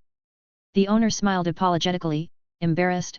"My lord, I cannot prove that eggs were added, but there is snow salt and seasoning spices." "Oh, you've tasted them." "My lord, Clegane noodles can be eaten raw, you can try them now." Earl was startled again. He had never heard of noodles that could be eaten raw. The Earl picked up a noodle, put it in his mouth, and tentatively bit down gently. There was a slight cracking sound, the noodle broke, crisp and light, and a delicate salty fragrance came from the tip of his tongue as he chewed slightly. It was a fresh and fragrant taste that the Earl had never experienced before. The Earl was also a gourmet, and his tongue tasted the snow salt and seasoning spices, but he couldn't taste the egg. But this was already amazing to him. Noodles that could be eaten raw, this was the first time he had heard of it, the first time he had tasted it, and the first time he had seen it. The Earl was greatly amazed in his heart. "Boil a bowl to try," the Earl said, his voice still maintaining the composure of a great nobleman. Lannisport maintained trade with the whole world, and the Earl was a well-informed person. The citadel of Old Town also had many novel inventions every year, and the Earl's adaptation and acceptance of new things was not as shallow as those who had never seen the world. Yes, my lord. The owner was respectful. The Earl casually pulled out a small handful of noodles as a snack, and returned the bundle of noodles to the owner. The owner bowed and nodded, smiling obsequiously, then respectfully left. The Earl noticed that the eyes of several centurions were on the snack noodles in his hand. None of you have tasted them. The Earl was a little curious. The centurions nodded collectively. The Earl had an incredulous expression. Didn't Denson and the others give you a taste? Then tell me about your injuries. Bard Lannister smiled obsequiously. My lord, I was separating Denson from beating the owner, and then Denson accidentally punched me in the eye. We wouldn't start a conflict with Denson either, he's a beast, but we are civilized people, otherwise it would really turn into a fight. Denson beat the owner. Yes, my lord. Denson and Polliver came to the door to sell noodles, first forcibly collecting money, and then giving the owner noodles. They also made wild claims that the owner must hand over a certain amount of top-quality flour to the Clegans every month, and then they would process the flour into noodles and sell them back to the owner, charging 5 copper cents per pound of noodles as a processing fee, which is very overbearing and tyrannical, Barrow Lannister said, touching his injured nose. The wad of cloth on his nostrils had been thrown away, and the nosebleed had stopped. He had only been punched by Denson, and the nosebleed was unstoppable.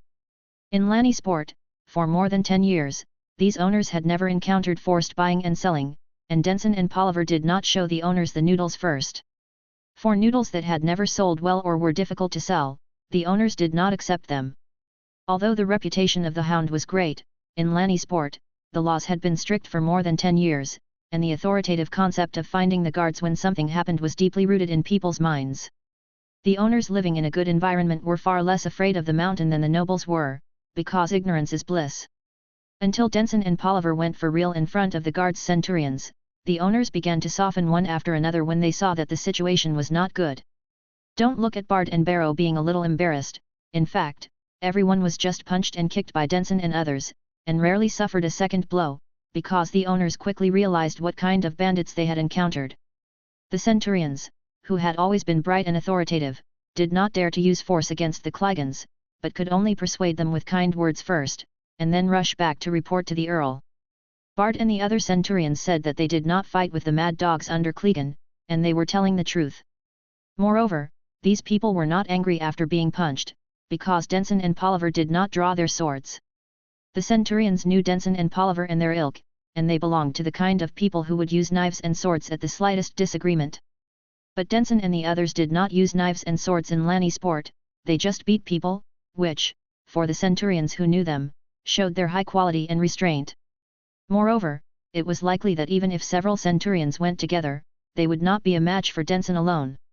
Although Denson had joined the Clegans with the Mountain, he was still a lawless killing god even in Casterly Rock. And Polliver was even more famous in Casterly Rock for his cruelty and neurosis.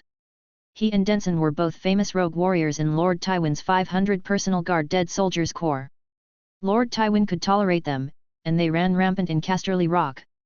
When they came to Lanny Sport, it was better for everyone to value harmony. Moreover, they only used their fists and did not use knives or swords.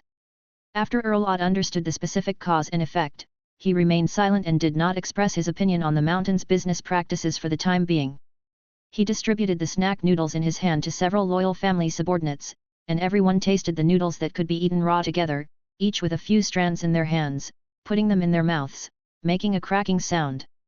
Everyone was eating with relish for the first time in their lives. Everyone had a surprised expression on their faces, and nodded to each other frequently. Although the quality of these Clegane noodles did not reach the Mountain's own ideal, and was far from the snow-white noodles he remembered from his previous life, and the thickness and quality of the noodles was not high, in this very backward semi-pastoral and semi-agricultural civilization, rarity and novelty were valued. The Earl and the centurions had been completely conquered by a few raw noodles with eggs, snow salt, spices, and carefully prepared seasonings. This taste was incomparable to the bread that had been eaten for decades and had numbed the taste buds. When a large bowl of noodles with a fragrant aroma and hot steam was brought up, the Earl and several centurions did not hide the movement of their throats, and everyone's tongue salivated, swallowing a large mouthful of saliva.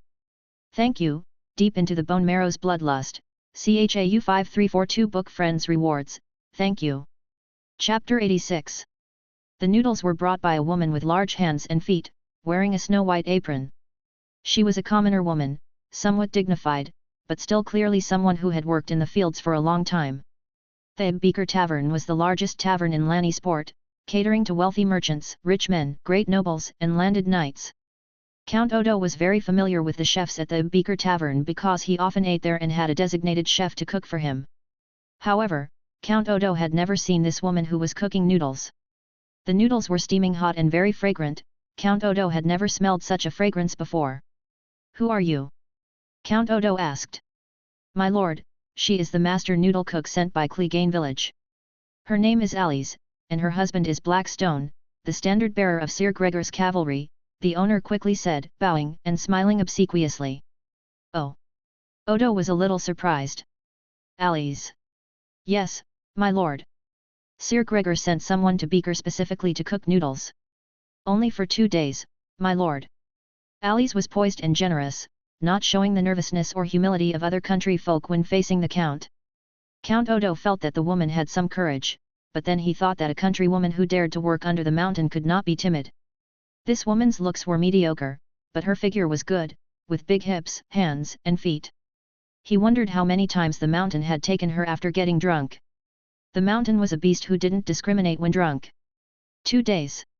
Count Odo looked at Alice. "Why? My lord, Clegane noodles are completely different from the noodles we used to eat. The chefs don't know how to cook these noodles, so we need someone from Clegane to teach them how to cook them. 2 days, the first day we cook for the masters to watch, and the second day we watch the masters cook." "Oh."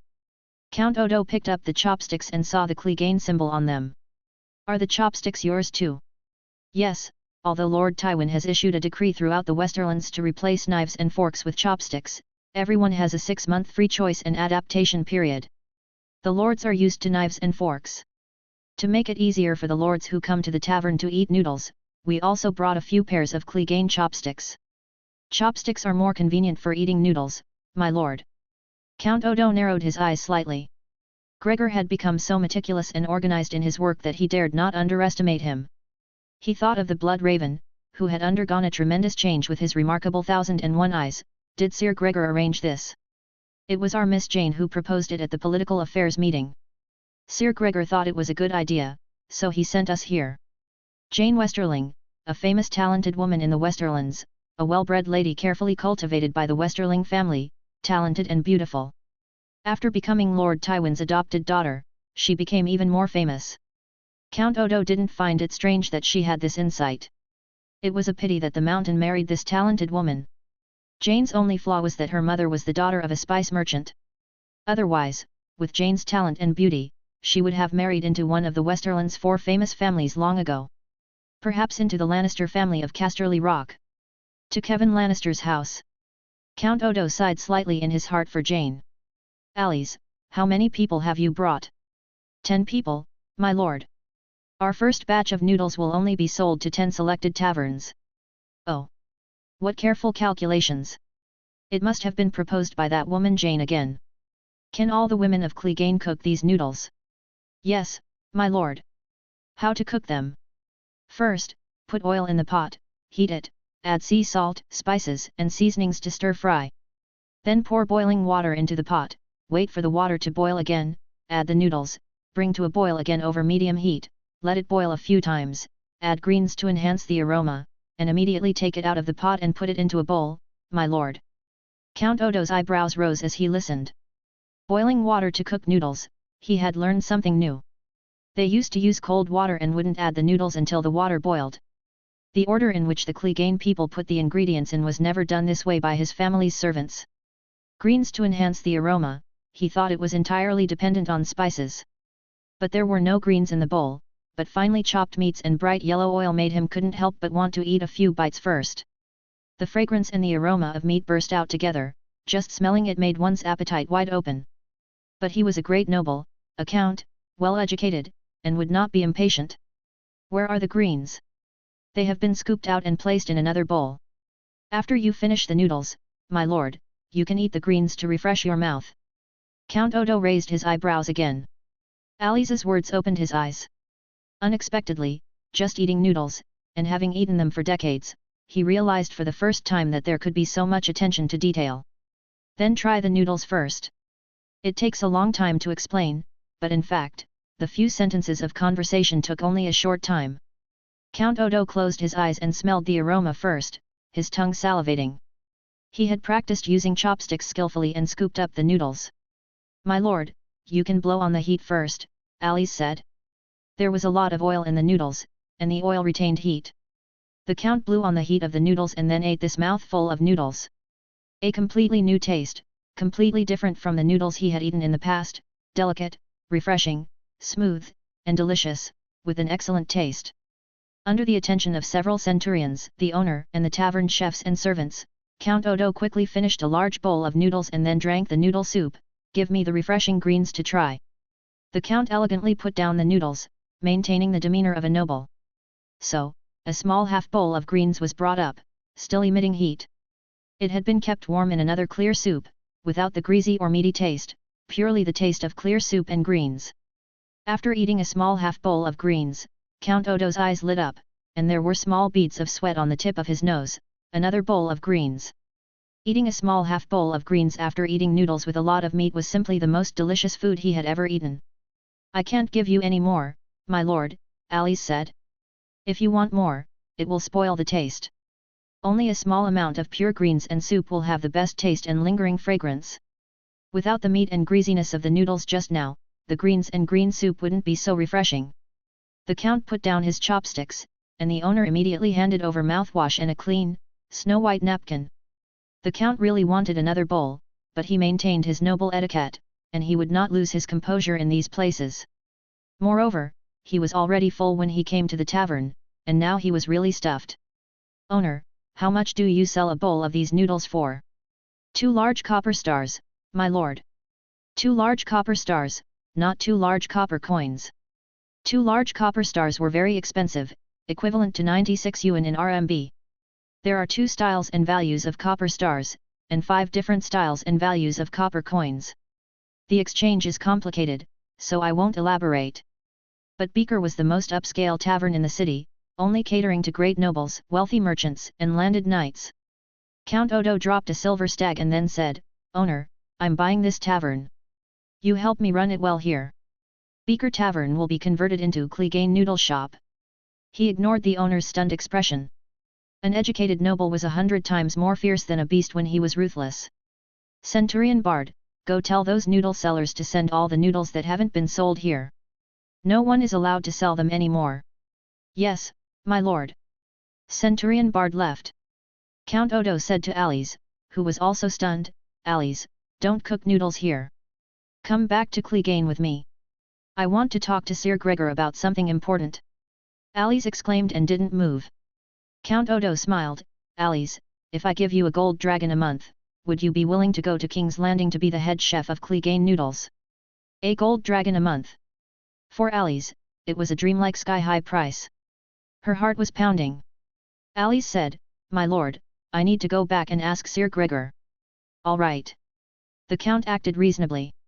"Alice, selling these noodles in King's Landing, a silver stag a bowl would still be in short supply. Those great nobles who come and go, the governors, princes, and magistrates from across the narrow sea, the wealthy merchants, and the captains from all over the world, their pockets of gold dragons are no different from copper coins and copper stars. As long as you agree to go, I will speak on your behalf to Sir Gregor." Selling a bowl of noodles for a silver stag? A silver stag was equivalent to 333 yuan in RMB. 30 silver stags could be exchanged for a gold dragon. Selling 30 bowls of noodles could earn a gold dragon. Was this mining gold? Was it so easy to earn the money of the rich in King's Landing? Alice didn't know, she was very surprised. However, if she knew how those wealthy people, great nobles, great magistrates, and governors from all over the world, and the princes of those islands spent money in brothels and taverns, she would not doubt this price at all. Those princes spent a dozen gold dragons a night as if they had spent a few small copper coins. Compared to the high consumption and extravagant spending of those truly wealthy people, the price of a bowl of noodles for a silver stag was indeed insignificant. Poverty completely limited Alice's imagination. Chapter 87. As soon as Earl Oates and his party arrived at the entrance to Clegane territory, they were stopped by a troop of cavalry. Leading them was a young girl, wearing a fitted leather armor. Except for the vital parts, which were iron, the rest was leather. Leather conformed better to the body's movements and was more form-fitting. This made the girl look very athletic, and her movements were clean and efficient. This was the protective armor that Gregor had specially designed for his adopted daughter, Julie Clegane. It used leather instead of full plate to reduce weight, allowing Julie to move more nimbly and exert her strength more freely. But the vital parts were still iron, which ensured safety. Julie Clegane was very satisfied with her armor and even more respectful and loyal to her adopted father. Although her foster father, Gregor, was tyrannical and unreasonable, Julie was very touched by his attention to detail in her weapons and armor. Even her biological father, Tom Assman, had never shown such meticulous concern for Julie in her life.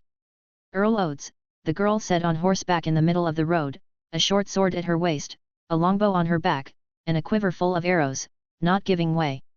"Are you passing through, or do you have business with Sir Gregor?" The girl had seen many nobles in Casterly Rock as part of Gregor's cavalry. Earl Oates was a big figure in the Westerlands. Julie knew who he was from the port warship on the banner. Julie cut off the road in the middle, and the cavalry behind her were arranged in a fan shape, which showed that they were well trained. These cavalrymen all had unfriendly faces, and their fierce aura seemed innate, and their fighting spirit could not be concealed. But this was very rude to the Earl. Earl Oates reached out to stop his centurions from reprimanding her and said with a smile, "Young lady, are you Julie Clegane?" Earl Oates had already learned about the conflict between Gregor and Shaliot at Tywin's adopted daughter ceremony, which was caused by a baffling adopted daughter who suddenly appeared. The adopted daughter's name was said to be Julie Clegane. Earl Oates was a meticulous person, and he remembered the name. Julie's demeanor was not inferior to any centurion. Her life was a gift to her. Having experienced the nightmare of Silver Hill, her mind had changed greatly. She responded indifferently, "Yes, my lord." "Julie Clegane, could you please take me to see your father, Sir Gregor Clegane?" "Of course, my lord. Please allow me to send troops to notify my father in advance." "Then send someone," Earl Oates said with a kind smile. Oates did not have the airs of an earl at all. He was approachable, humble, and courteous, showing good upbringing. Even to people of lower status than him, even commoners, he showed rare kindness. This was rare among nobles. Julie did not speak, but just tilted her head slightly and glanced at a cavalryman beside her. The cavalryman immediately rode away. Earl Oates noticed these details. These bandit-like cavalrymen were very respectful to Julie. This did not surprise him, she was Gregor's adopted daughter after all. "Earl, please." Julie reined her horse, and the cavalry behind her split to both sides, giving way to the road. The small cavalry team was well trained, disciplined, and moved in unison, but the Earl was not surprised. Gregor's military management was absolutely first class. This had already been proven in Casterly Rock, because disobedient rabble either listened to him like children and worked hard like oxen, or had already been beaten to death by him.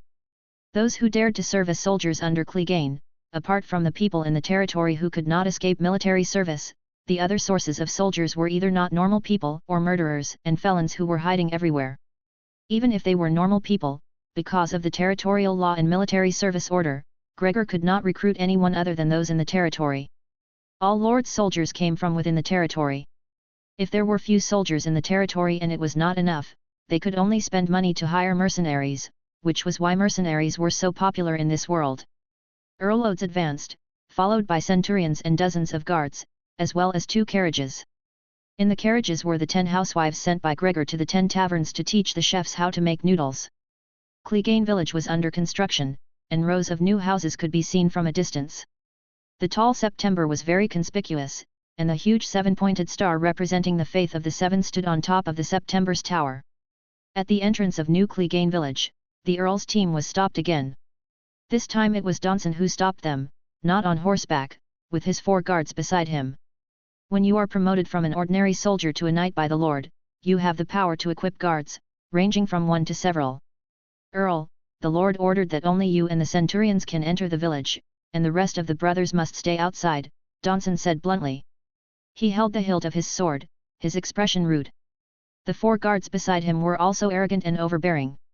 The well-mannered Earl could not hold back his face. His face sank, and just as he was about to reprimand, Julie Clegane, who was escorting the Earl, interjected, "Earl, there are many building materials in the village, the space is small, and the roads are narrow. Please dismount, Earl, and enter the village with the centurions. The rest of the guards, please stay and have a drink first. Earl, don't worry, I will arrange for someone to accompany these brothers. Someone, unload the carriages first and lead the horses to feed them grass." "Yes, Captain." The cavalryman beside Julie dismounted with Julie. The housewives of Clegane village got out of the carriages together. Julie came forward to take the Earl's reins.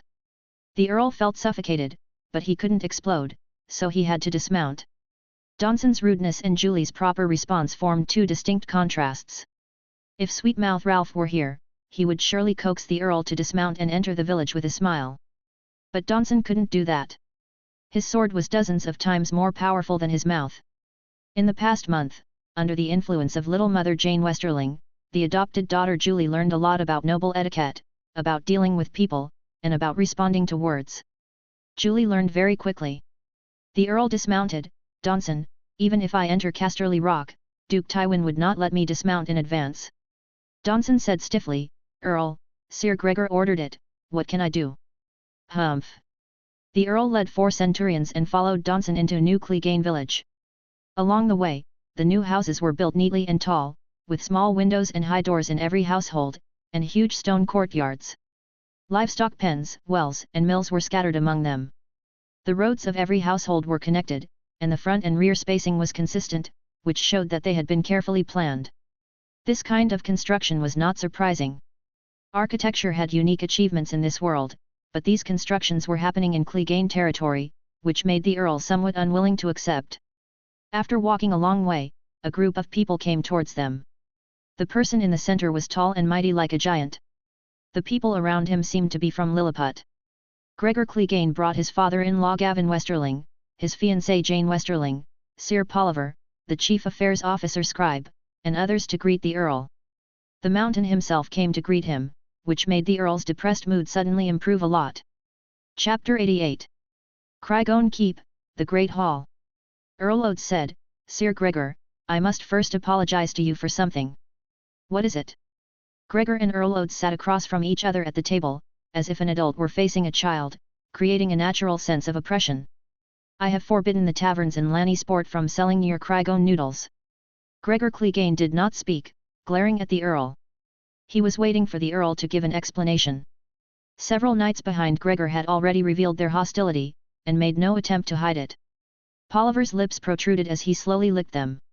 He stared at the Earl with a bit of nervousness, looking at the Earl's throat, possibly contemplating the artistic merit of cutting the Earl's throat and soaking it in a wine vat. The faces of the 4 centurions beside the Earl changed.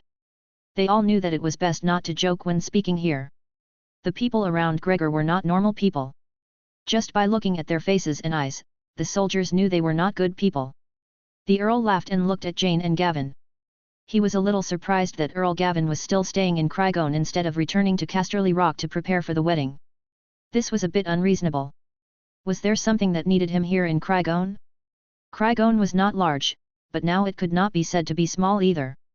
Along the way in, Crygone village had built more than 50 houses, and was still building them. This was also a bit unreasonable, because the old and new residents of Crygone added up to only 30 households, scattered throughout the territory. To build all the houses for them to live together, 30 households would be enough. Soldiers and knights had their own barracks to live in, just as priests lived in the sanctuary, so the extra houses would not be for the soldiers. Passing by, they also saw the stables, at least a stable that could house 300 horses.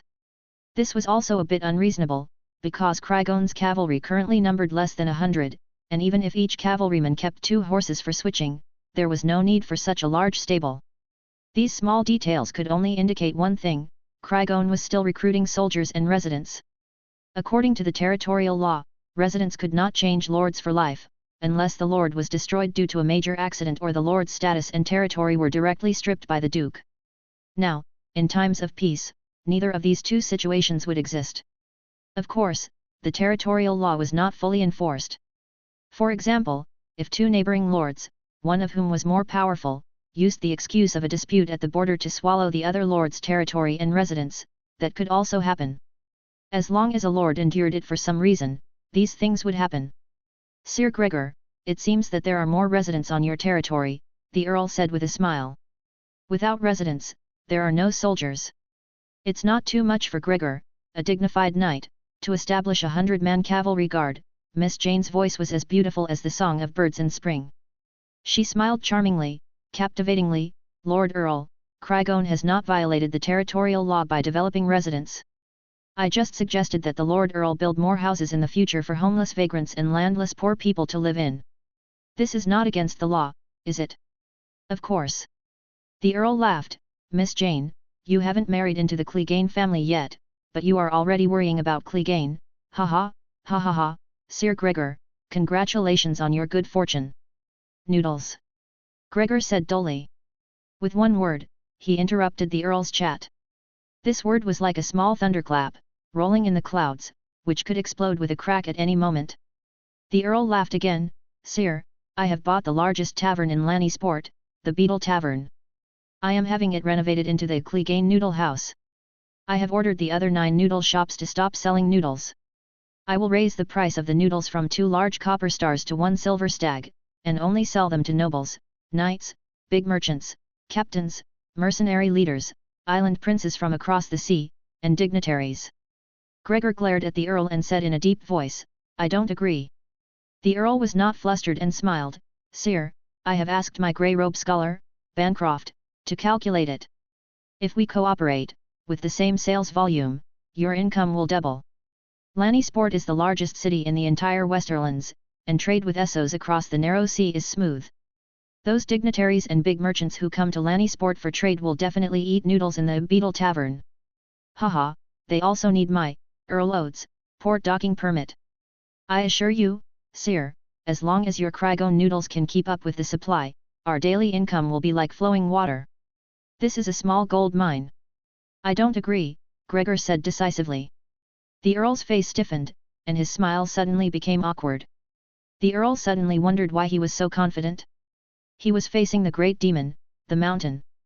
Even if the noodles in the noodle shop opened by Earl Oates of Lannisport were 10 times more unpalatable, those nobles, merchants, knights, and mercenary leaders from all over the world would not dare not give face and take care of business, not to mention that the Earl did not sell the noodles to ordinary people at all. And 1 silver stag was very expensive for ordinary people.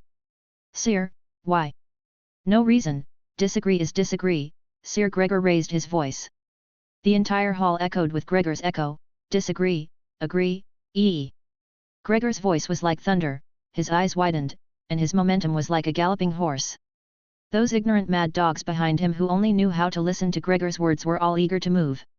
Even if they beat the Earl in Crygone, the Earl could only digest it himself, because he would never tell Duke Tywin about it. He couldn't afford to lose face. If he dared to complain, Duke Tywin would definitely scold him.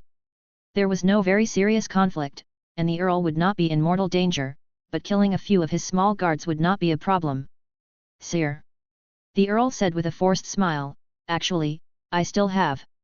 Madam Ellen, Gregor had already turned his head, not giving the Earl a chance to continue. Yes, my lord. Madam Ellen stood out from the ranks of the retainers, standing dignifiedly, bowing to Sir Gregor and then to the Earl. The Lord Earl has arrived, bring all the good wine, good food and good meat to the table. Yes, my lord. Earl Oates, let's go to the dining room, you rarely come here, we will not return until we are drunk today. Gregor stood up. Earl Oates' face was a little pale, and small beads of sweat appeared on the tip of his nose. He originally had plans to visit the noodle machine room and the superior flour mill. He originally gave an order that Crygone's mill would never have to worry about the problem of superior wheat again. The largest agricultural trade market in the largest trading port could monopolize the wheat trade with just one word. Sir Gregor, Jane smiled, very charming, the Earl is the great lord of Lannisport. He wants to cooperate with you to open a noodle shop. I thought about the pros and cons, and I don't think it will bring any harm to Crygone. Lord, why are you unwilling to cooperate with the Lord Earl? The Lord Earl is a Lannister, and I am also a small daughter of the Lannister family. Sir, Crygone and Lannister are already one family. Why can't we cooperate? Jane's words hit the nail on the head. The first point was profit, everyone makes money together, the second point was affection, actually implying a desire to be close to the powerful by borrowing the name of Duke Tywin. The Earl is too stingy, not sincere enough. Gregor stood and looked at Jane, his voice lowered by more than a dozen degrees, as if a giant were trying to please a little fairy in his palm. Then he turned to look at Oates, his voice returned to normal. Earl, if you promise me a small thing, I will agree to cooperate with you. A small thing for the Earl, but a great help for Craigone. Chapter 89. Earl Osgry was very direct. Sir Gregor, whether it's a big matter or a small one, just say it. If I can do it, I'll definitely help you. He chuckled. Miss Jane is right, you're a Lannister now. Yes, we are all Lannisters. Lord Tywin's connections were indeed subtly providing benefits that Gregor hadn't even anticipated. He was Lord Tywin's son-in-law. And soon it would be true. The only regret was perhaps that Cersei Lannister, Jaime Lannister, and Tyrion Lannister wouldn't have the chance to attend his wedding with Jane. However, Gregor himself didn't mind at all. Gregor sensed that Tywin Lannister was truly a man of extraordinary political talent. By taking Jane as his foster daughter, he easily made Gregor a member of his family, ensuring that Gregor would serve him even more devotedly from then on. Gregor was the Mountain, brutal and terrifying, but his loyalty was something Tywin Lannister was sure of. Earl, I heard you have a death row inmate in your prison named Kyswick. The knight wants him. The Earl's expression turned serious. Since he's already a death row inmate, give him to me. You see, it's hard for me to recruit soldiers here. The 4 centurions behind the Earl all subtly changed their expressions. Kyswick was the biggest thug in Lannisport. He initially rose up in the north of the city, and at that time, only 3 ruffians followed him, but he quickly killed the biggest thug leader in the north of the city and became the big boss of the thugs in the north, with 50 men under his command. Lannisport was the largest city in the Westerlands, with 50,000 native residents and nearly 10,000 transient people. There were many thug groups. Each district had a thug group. In less than a year, Kyswick ruled the north, south, and east of the city, with 300 men under his command, running brothels, gambling dens, and loan sharking operations. After becoming rich, he purchased armor and good weapons for his men, transforming himself into a mercenary company, named the Battle Blades, becoming henchmen and accomplices for the rich and nobles. Why was it named the Battle Blades? Street thugs and ruffians were basically children from poor families or orphans who gathered together to make a living out of necessity. They had one thing in common, besides being shameless and reckless, they were poor. Poor thugs and ruffians couldn't afford swords, they could only afford knives, kitchen knives and wood knives, short knives and daggers, all kinds of knives. When Kyswick led these guys from the slums to a better life, he transformed into a mercenary company with more security. The number of people also expanded from 300 to 500, and some wandering knights and wandering mercenaries also joined his army. Although they were already wearing armor and carrying long swords, Kyswick didn't forget his roots. He named his mercenary group the Battle Blades. Kyswick had a nickname, Big Iron Head. When he conquered the thug group in the east of the city, the 2 sides negotiated. The leader on the other side was called Tolbert, who was also a very fierce guy. He said that as long as Kyswick dared to let him cut Chiswick's big head with a knife, he would recognize Kyswick as his boss. This was obviously a threatening remark to show off his ferocity, not to be taken seriously, but Kyswick took it seriously. He drew his knife and forced Tolbert to cut his forehead with a knife, otherwise, he would cut Tolbert's forehead with a knife. So Tolbert drew his knife and tried his best to cut Chiswick's forehead. Chiswick's head had been very hard since he was a child, and it was also larger than ordinary people. It may have been a natural anomaly, with a different structure from ordinary people. Tolbert's knife cut down and got stuck in Chiswick's forehead. The blade was bitten, and Tolbert pulled it hard, but he couldn't pull it out. Kyswick laughed loudly, his expression unchanged. He claimed that he would keep this knife on his forehead forever, and everyone would drink before taking the knife down. Tolbert and his thugs were shocked. Tolbert knelt down on one knee on the spot and recognized Kyswick as his boss. From then on, all the thugs in the north, east, and south of the city obeyed Kyswick. Also because of this beheading legend incident, Kyswick got the nickname Big Iron Head. After Kyswick led his brothers to turn from evil to good, because he dared to help employers with anything, he quickly became a famous mercenary group in Lannisport. If Earl Osgry had some dirty work to deal with, he would also send a message to Kyswick and ask him to do it. Kyswick never disappointed his employers. The most lucrative territory in Lannisport was not the east, north, or south of the city, but the west of the city. The west of the city was where goods and trade from all over the world concentrated, with rows of docks and many thug groups and mercenary groups. One of the mercenary groups that had long controlled the territory in the west of the city was called the Seagulls. Kyswick decided to enter the most profitable west of the city to make a living. When he took on mercenary work, he didn't give up the brothel, gambling den, and loan sharking business. To be honest, because of his bad reputation and humble background, the mercenary work he took on was generally not presentable, and the commissions were low. The Seagulls mercenary group in the west of the city had 1,000 people and also owned 2 warships. They also undertook the protection business of large merchant ships in the Sunset Sea. After all, although the Ironborn of the Iron Islands didn't dare to enter Lannisport to plunder, it was common for them to run rampant in the Sunset Sea. Kyswick took a fancy to the strength of the Seagulls. He sent someone to bring a message to the leader of the Seagulls, Aegon, asking him to join the Battle Blades.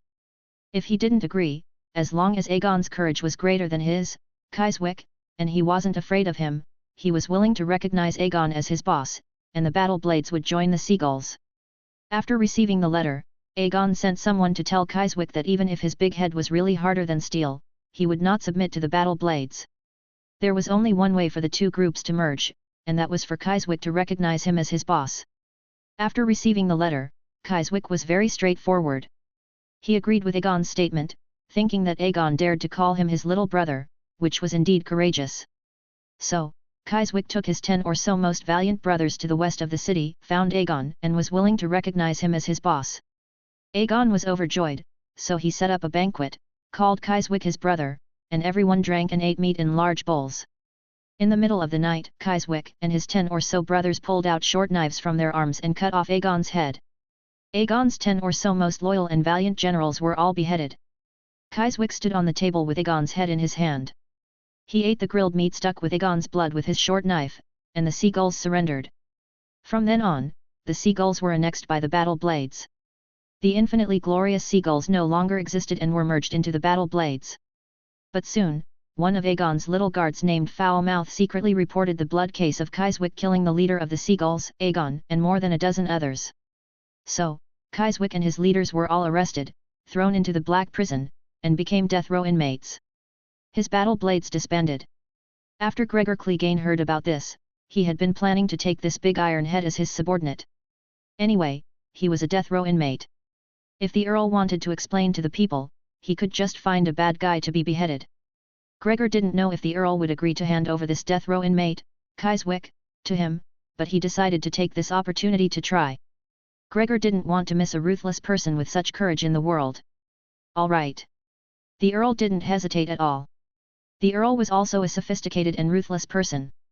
Sir Gregor, but you must guarantee in the name of the 7 gods and the honor of your family that Kyswick will not commit crimes in Lannisport in the future. After he becomes a Clegane, I guarantee that he will no longer kill people indiscriminately, let alone commit arson in Lannisport. Gregor said. Then, Gregor publicly swore an oath in the name of the 7 gods and the honor of his family.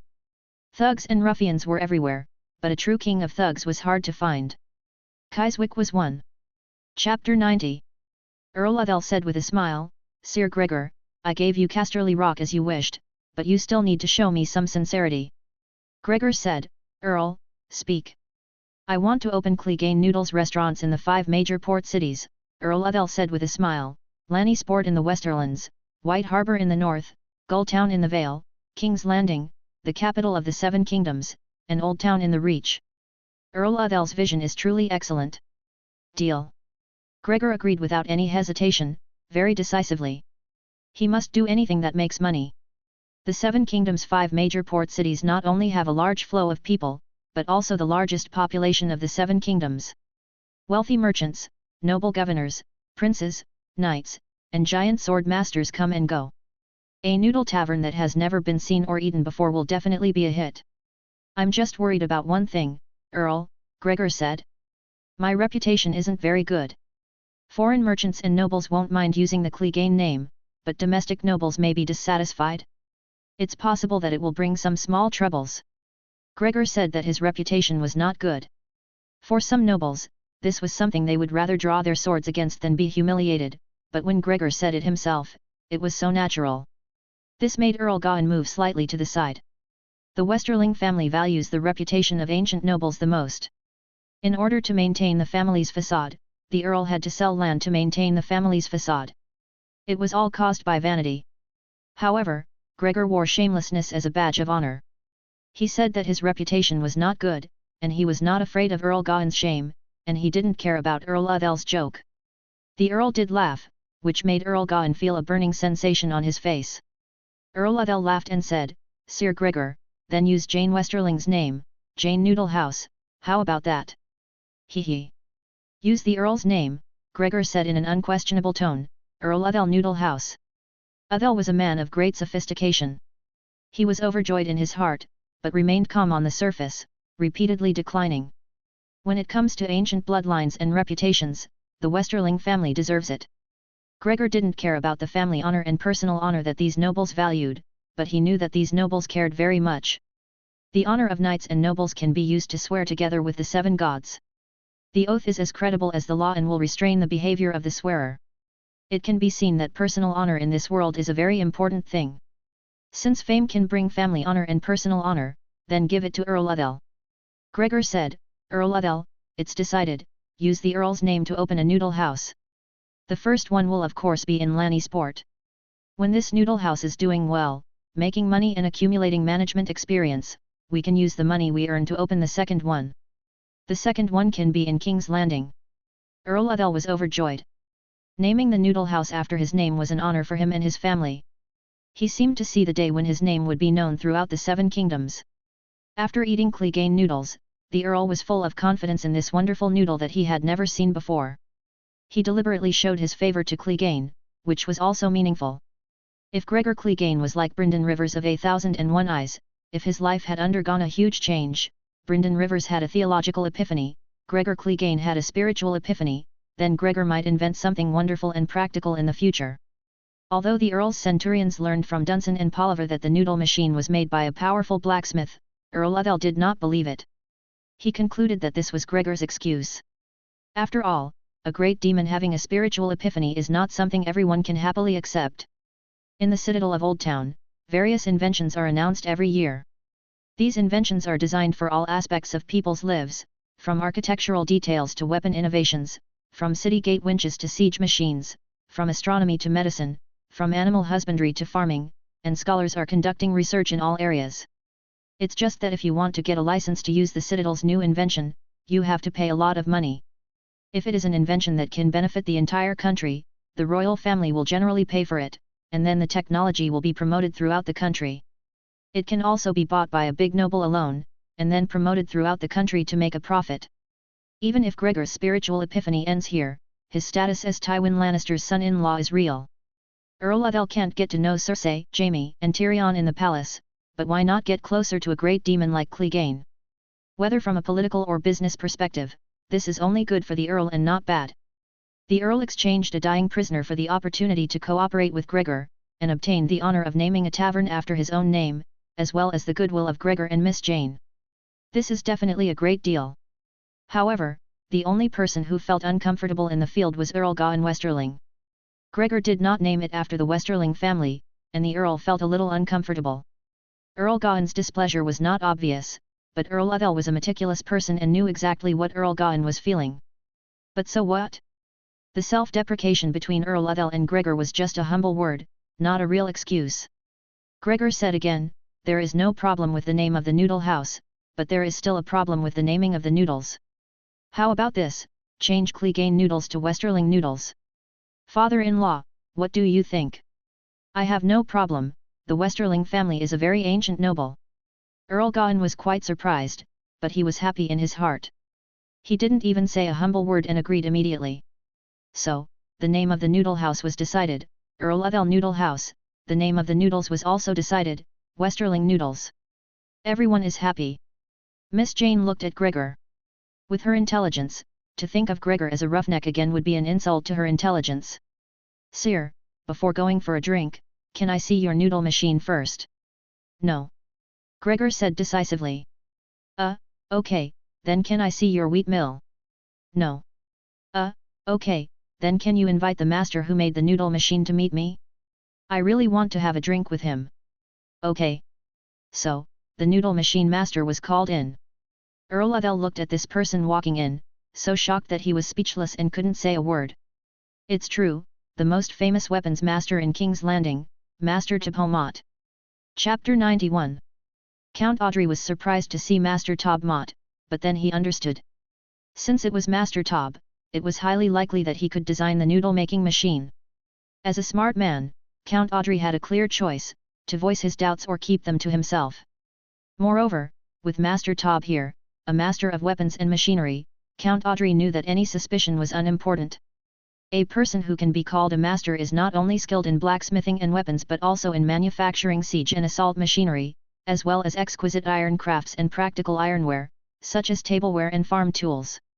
A master is not just a skilled craftsman but also represents proven extraordinary creativity in the field of ironware. Count Audrey was approachable to ordinary people, let alone a master. He immediately stepped forward to shake hands and embrace the master but was interrupted by the Mountain. The Mountain reached out to stop him and said, "Now that you've seen him, let's drink." Keequick's head was truly gifted, not only was it particularly large, but his forehead protruded like a spatula, and the key was that his chin also protruded, which turned into two spatulas. Polliver fell in love with Keechwick at first sight. The first thing Polliver decided to do was to invite Keechwick to visit his art room. It was a room filled with many glass bottles, and the bottles were filled with wine, and the wine was filled with many organs, fingers, and many other kinds of things. Polliver felt that if Keequick's head were cut off and made into a work of art, it would be a unique masterpiece, unparalleled throughout the ages, second to none.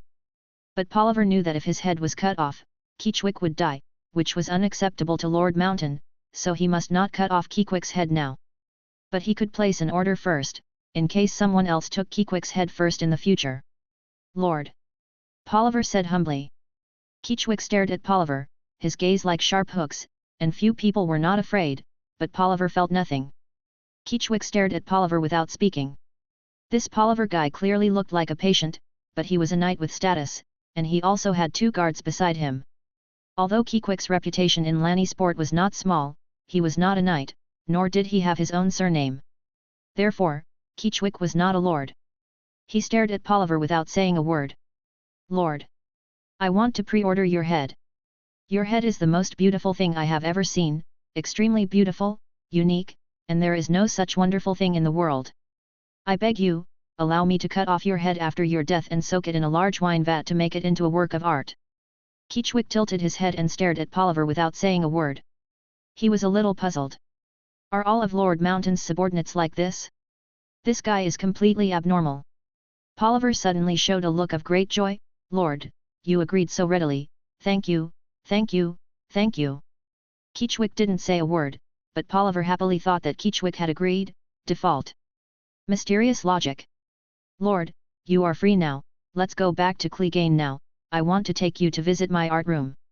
I bet you will fall in love with it deeply at first sight. My art room only lacks your head, this rare treasure. I have something to do. You go back and tell Lord Mountain that I will come to Clegane after I finish my business," Keechwick said coldly. "Oh, I see, you are going to the brothel. Although I am newly married, I must accompany you, my good brother." "I'm not going to the brothel. Go to the bathhouse, that's fine too." Let's go, let's go." "I'm not going to the bathhouse either." "Oh, I see, you want to go to the casino to have fun and leave." Keechwick stared carefully at Polliver and no longer thought that this guy was a psychopath. This dog thing presumptuously thought that he would donate his head to him, and then he no longer called him Lord. Being called Lord did feel strangely comfortable. "Knight Polliver, I am not going to the casino, nor am I going to the restaurant. I am going to find someone." "Who?" "Stinkmouth. The guy who reported you to Count Audrey and got you arrested and put in the black prison." "Yes. That won't work," Polliver said decisively. "Lord Mountain swore to Count Audrey in the name of family honor and the 7 gods that you are not allowed to kill anyone in Lanny sport." "But," Polliver grinned, "to thank you for being willing to have your head made into a work of art for me, I can kill him for you, and if you want to do it yourself, we can just catch Stinkmouth outside the city." "Good idea," Keechwick said indifferently. "There are tens of thousands of people in Lanny sport, that guy must be hiding. Where are we going to find him? If I were Stinkmouth, I would have left Lanny sport." "He didn't leave. After I was arrested, he came to see me in the black prison and said that he would not leave until he saw my head chopped off with his own eyes. Isn't he afraid of being caught and beaten to death by your brothers outside? He's afraid. But he still has to wait until the day you die, he wants to see you die with his own eyes. Yes. Who did you kill from his family? His wife, parents, or siblings? I killed his boss, Aegon. Avenging his boss, this kind of person should not die. Polliver said with sincere admiration, Keechwick, let's let him go. Besides, we can't find him. Let's go back to Clegane first. As long as I come out, I will definitely find him. Keechwick said coldly. Slap. A loud slap. The beggar boy who was hit staggered, and the cloth bag on his shoulder fell with the shaking of his body. The broken bowl, grey cloak, and other things in the bag scattered all over the ground, and a fine short sword also fell out, gleaming coldly. This good sword was picked up by a dirty, thick hand. Tisk tisk tisk, good sword. Where did you steal this from, kid? The leader of the hooligans who was holding the sword and admiring it was not angry when he heard this, and smiled, brothers, tear his stinking mouth apart and take off his pants. Bang! The stink-mouth boy took the lead and punched one person in the bridge of the nose, knocking the enemy unconscious, and the person who was beaten fell backward. Thus, a melee of 1 against 20 began. The boy was agile and his fists and feet were heavy. He knocked down several people in the blink of an eye, and for a while, the other boys did not dare to approach. The boss who was playing with the short sword in his hand could no longer laugh and roared, "Dare to beg in my territory and dare to hurt my people? Brothers, show your weapons and cripple him." So, short knives, daggers, and kitchen knives were revealed and slashed at the beggar boy together. In just a short while, although the boy surrounded in the core knocked down several more people, he was also cut in the chest, back, arms, and lower abdomen. Blood splattered, and the cuts were so deep that the bone was visible. He avoided several stabs to vital points with the dagger. "Kill him!" the boss roared. The bloody smell and the brothers who were knocked down again aroused his ferocity. More than a dozen knives were raised again, and the boy's movements were no longer agile. He smiled and said, "Kill your grandpa, and you are still my grandsons." The hooligan boss was furious and joined the battle with his sword. "Get out of the way!" a voice came. The voice was not loud, but it made people feel like they had fallen into an ice cave. Everyone involuntarily shivered. Turning around, a uniquely shaped man with a particularly large head and a terrible scar on his forehead was walking over.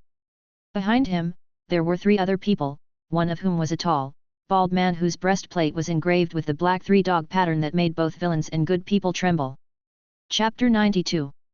Big Iron Head. Big Iron Head's reputation in Lanny sport surpassed 3 Dogs' deterrence. 3 Dogs' notoriety was known throughout the 7 kingdoms, but Big Iron Head's was number 1 among the Lanny sport rogues and hooligans.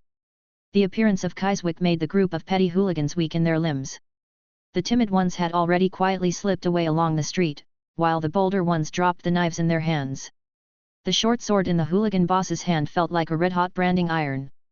He dropped the short sword and ran away as quickly as possible. Not running, but walking. He was afraid that turning his head to flee would displease Big Iron Head. It would seem very cowardly.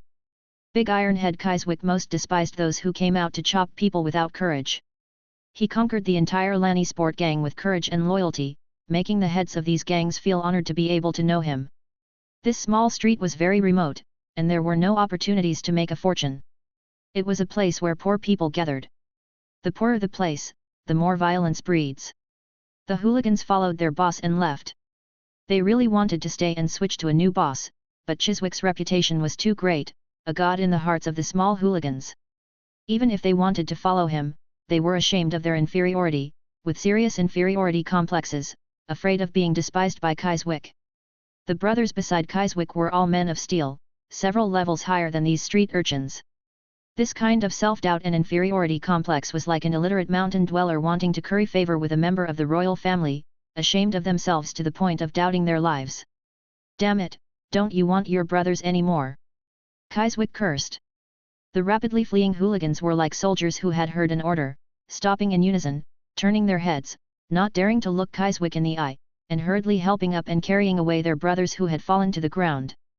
"Are you the boss?" Keyswick frowned. The hooligan boss was so frightened that his limbs were weak. Under the legendary fame of Big Iron Head, few petty hooligan leaders could stand tall in front of him. This hooligan boss wasn't unrighteous, but he was just too afraid. If Kyswick shouted "Get out!", he would leave immediately, forgetting to take away the brothers who had fallen to the ground. This violated Big Iron Head's taboo. Big Iron Head's brothers followed him, convinced by him, loyalty was Big Iron Head's life creed. As long as they were his brothers, wrong was also right. He was a muddle-headed person who would not talk about any great righteousness, his own brothers were his greatest principle. What kindness, justice, public reason, law, right and wrong were all a pile of dog shit in Chiswick's eyes. The people who could be called brothers by Kyswick were also not normal people. Not being afraid of death was their common trait. The hooligan boss was so frightened by Chiswick's question that his breathing was not smooth, his eyes flickered, his legs were sore, and his stomach was churning violently. "I am, there, head. Cut yourself once and get out." Kyswick felt very angry when he saw these guys who had no courage or loyalty. "Yes." The hooligan boss was greatly relieved. He drew the short knife from his waist and slashed hard at his own arm. With one cut, there was absolutely no hesitation. Polliver looked at Chiswick's power and laughed nervously, his face full of brilliance. He liked people with such character to become Clegane men. Polliver also hated cowards the most. As for loyalty, Polliver didn't understand. He only knew to take the Mountain as his life model and goal, without exception. He would listen to the Mountain's words and do what he was ordered. The petty hooligans took their injured brothers and left with a whoosh, leaving behind the blood-stained beggar boy, Foul Mouth. "You're out." Foul Mouth smiled slightly, not afraid at all. "I'm out," Kyswick said. His eyes looked at people like extremely sharp hooks, but the boy, like Polliver, didn't feel anything from this gaze. "Okay, you win, do it," Foul Mouth said. "When I go to hell, I'll go to the brothel to chat with your mother first, haha, and then I'll come back with your mother to take you away." Kyswick picked up the short sword. "Good sword. Foul Mouth, you would rather pretend to be a beggar than leave, just to see me beheaded with your own eyes. Good, that's loyal enough. Come with me." The corners of Foul Mouth's sneering mouth slowly stiffened. "You want me to go with you? Aegon is dead, he's a coward, he doesn't deserve a brother like you at all, only I do. I came to you specifically to make you my brother, Chiswick's brother." Once this sentence was spoken, Foul Mouth's life was related to this man. Everything Kyswick had was Foul Mouth's. No oath was needed, no family honor or the names of the 7 gods could compare to Chiswick's words, "You are my brother." Foul Mouth was stunned. He had prepared himself for certain death. He was the first person to dare to offend Kyswick and fight to the death. Kyswick came to take Foul Mouth as a brother, and didn't even ask for the opinion of the life-saving villain, Knight Polliver. Why? Foul Mouth's mouth was no longer foul. "Of the 1,000 men in the Seagull gang, only you are willing to avenge your boss, Aegon," Kyswick said. "Of these 1,000 men, only you have loyalty, Foul Mouth, come with me." "Okay." Foul Mouth said, laughing loudly, his body began to sway. He was covered in blood, with several heavy cuts on his body, all held up by a single breath. "You can't even take a few cuts, your bones are still too weak," Kyswick said. "Sir Polliver, are there any maesters in Clegane's hold?" "Yes." "That's good," Kyswick said. "Foul Mouth, to be my brother, your bones must also be the hardest. Walk this street, there are horses ahead." "Okay." A miraculous force burst out from the blood-stained Foul Mouth's body, allowing his weak legs to stand firmly. This kind of power was a magical thing that Foul Mouth had never experienced before. He himself didn't know that there was such a magical power in his body. It really surprised him. Kyswick had such ability, his words of brotherhood could make those hooligans fight to the death for him, and also inspire unbelievable power and courage in those hooligans. Polliver and Kyswick were in the front, 2 guards were in the back, and Foul Mouth, who was bleeding non-stop, walked in the middle. Foul Mouth was already so weak that he was about to fall, and it was very difficult to take a few steps, but he miraculously walked across the long street, one bloody footprint at a time, and then fell to the ground at the end of the street. He fainted. The poor people of the whole street stood on the street, appeared at the windows, all silently watching a pale-faced boy move across the long street, leaving a long trail of blood. In the hall of Clegane's keep, the Mountain looked at Big Iron Head kneeling on one knee. This guy's head was indeed very big, different from ordinary people. There was a very terrible knife scar on his forehead, light purple, the twisted scar like a large centipede, shocking to the eye. Miss Jane and Lady Ellen felt that they couldn't stand it after taking a look. This guy named Kiswick was full of evil spirit and murderous aura, and even a glance at people would make them have nightmares. Big head, from now on follow me, be my soldier, what do you have to say? Lord Mountain, my life, Kiswick, belongs to you from now on. Kiswick didn't call him Lord Gregor, but Lord Mountain. Lord, I only have one last regret, I still have a dozen brothers imprisoned in the black jail of Lannisport, please, Lord, find a way to save my brothers. Chapter 93. Lord Steward Mark looked at Kiswick before him, and he really wanted to draw his sword and chop him to see if his big head was really made of iron. It was a particularly strange head. The steward had never seen anything like it, and was really quite curious. In the armory, after working together with the steward, Kiswick found the sword belt, dagger, short knife, steel awl, shield, armor, gorget, leg guards and boots he liked, but he couldn't find a helmet that fit his large head. So, the steward took Kiswick to the blacksmith's shop and asked the blacksmith's apprentice, Gendry, to forge a special helmet for his big head. Kiswick immediately took a fancy to the bull helmet hanging on Gendry's wall. This bull helmet belonged to Gendry himself. The helmet was black, shiny, thick and heavy, with two majestic and domineering bull horns. Gendry measured the size without a word and told Kiswick to come and pick up the helmet in 2 days. The helmet had a rough shape already formed, and it only needed to be returned to the furnace for processing and shaping, so it was very fast. Bull helmet. Kiswick chose the same style as Gendry. Then, the steward took Kiswick to the stable to choose a horse. The stable's steward was Tom Assman, the biological father of Julie Clegane. Tom Assman, who was good at raising horses, had raised more than 200 horses to be fat and strong. Do we have 200 cavalry? Kiswick asked the steward. No. So many horses. Kiswick looked at the horses one by one, and was very sorry to see that many of them were numbered and already had owners.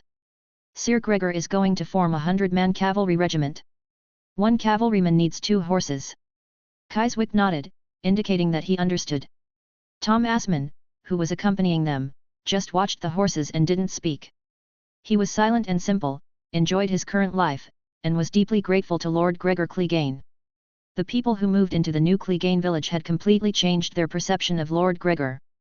An invisible hand in Clegane village united everyone into one person without a trace. Having been by Gregor Clegane's side for a short time, the old horse soldier had completely adapted to the vicious and brutal appearance and temperament of these villains. Chiswick's strange big head only attracted and shocked the old man's heart at the beginning, and soon the old man got used to it. In the end, Kiswick chose 2 good horses, and his number was ranked 86th. This indicated that there were already 85 cavalrymen ahead of him. The newly added 23 cavalrymen came from 20 households in the newly added territory. All adult men and young men in the territory were conscripted into military service. Being a member of the Clegane cavalry was already the greatest and most ardent expectation of the people in the Clegane territory. Some families had young boys, and their parents hoped that their children would grow up quickly so they could become members of the Clegane cavalry. Being a professional cavalryman was already a special honor and absolute luck. Earning 1 gold dragon a month was an even bigger sum of money with super appeal. The old men in Clegane village were too old and weak to join the Clegane cavalry regiment. This core cavalry team only had 100 people, and it was Lord Gregor's personal guard cavalry regiment, with a respected status, and the combat training was harsh to the point of being cruel. They were absolutely unified, like an arm and a finger. Their combat power was trained according to the requirement of being 1 against 10. When the cavalry regiment had enough 100 people, a reserve cavalry team would also be recruited. The number of reserve cavalry team was unequal. But the monthly military pay was only 10 silver stags, which was 1/3 of a gold dragon. Unless they had outstanding skills or were replenishing combat losses, the reserve cavalry would only be a reserve team for the rest of their lives. Kiswick was a little excited after learning that the 100-man cavalry regiment was still 14 people short. He thought of his dozen or so good brothers in the black cells. If they could all be released, then Lord Mountain's 100-man cavalry regiment would be fully staffed. He knew that his brothers were all good at fighting. If they were to undergo complete and strict military training, then they would be invincible. Who is the captain of this cavalry team? Kiswick asked the steward. He rode on his warhorse, put on his armor, and looked majestic, but his big head made him look top-heavy. The steward smiled. He saw Chiswick's ambition. This guy had just arrived and already wanted to be the captain. Sir Ralph the Sweetling is the captain, and Sir Polliver and Sir Dunson are the vice-captains. They're all knights. Chiswick felt the pressure. The steward chuckled, not only are they all knights, but they all have the Clegane surname. They are all blood of the Clegane family. They weren't before, but now they are, the steward said in an undisguised tone of envy. Chiswick's eyes lit up, and a cold light flashed from the sharp hooks. They were all knights and surnames bestowed by Lord Mountain. Yes. Then I will be the fourth, Chiswick said with certainty. No, you will be the sixth, the steward said with an arrogant tone. Why do you say that? Chiswick squinted at the steward. The fourth is Maester Tob Mott, and the fifth will be me, so you'll be at most sixth. Maester Tob Mott has a surname. As soon as his wife and children move over from the south, Lord Mountain will grant him knighthood and take his son as a squire, the steward said. I am convinced that Maester Tob will become a knight before me. What about the other three? Humph. The steward snorted softly. Arrogance was written on the young man's face. I didn't see a knight named Ralph the Sweetling in the sanctuary where Lord Mountain held the oath of allegiance. He's in Casterly Rock, training the entire Westerland's noble generals for Lord Tywin. Teaching military whistle and military management techniques, which are unique to the Westerlands. Lord Mountain's original method of military whistle and military management is indeed very magical, Chiswick said, then changed the subject. Steward, I want to go to the armory to find a blackhead wrap. The steward reined in his horse and stopped, staring at Chiswick without speaking.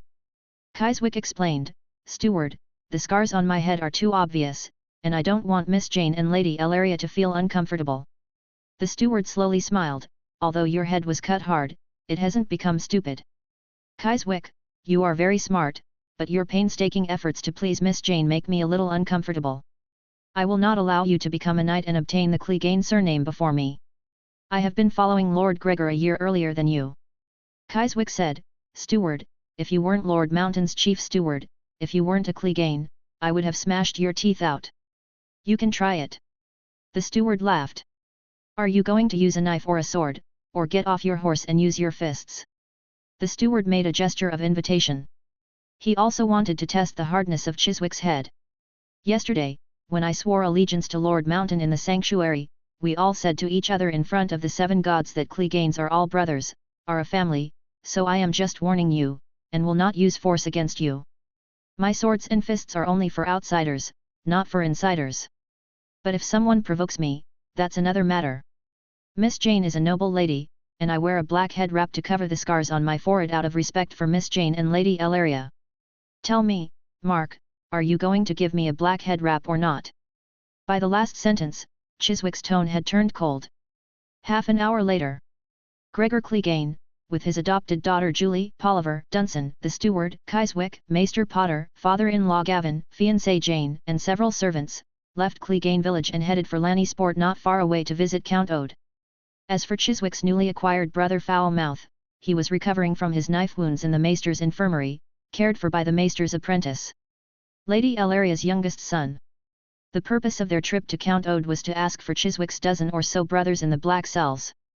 Chiswick, without a helmet but with a black cloth wrapped around his head, persuaded Lord Mountain, because as long as these dozen or so fierce brothers were released, Lord Mountain's 100-man cavalry regiment would be fully staffed. Gregor Clegane also wanted his personal guard cavalry regiment of 100 professional soldiers to be fully staffed as soon as possible, and he would personally carry out the most rigorous cavalry training. Chapter 94. Lannisport. The main castle of Earl Uthel, the reception hall. Long table.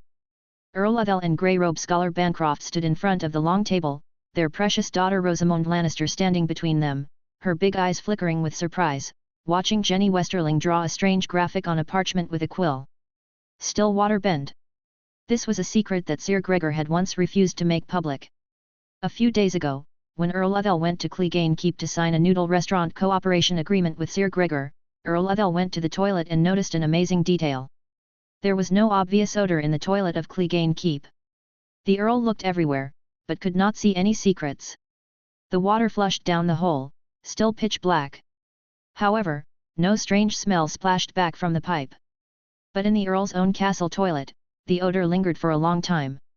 As long as it is a toilet, even in Casterly Rock, even if Duke Tywin's toilet is decorated with gold and resplendent, it still has an odor.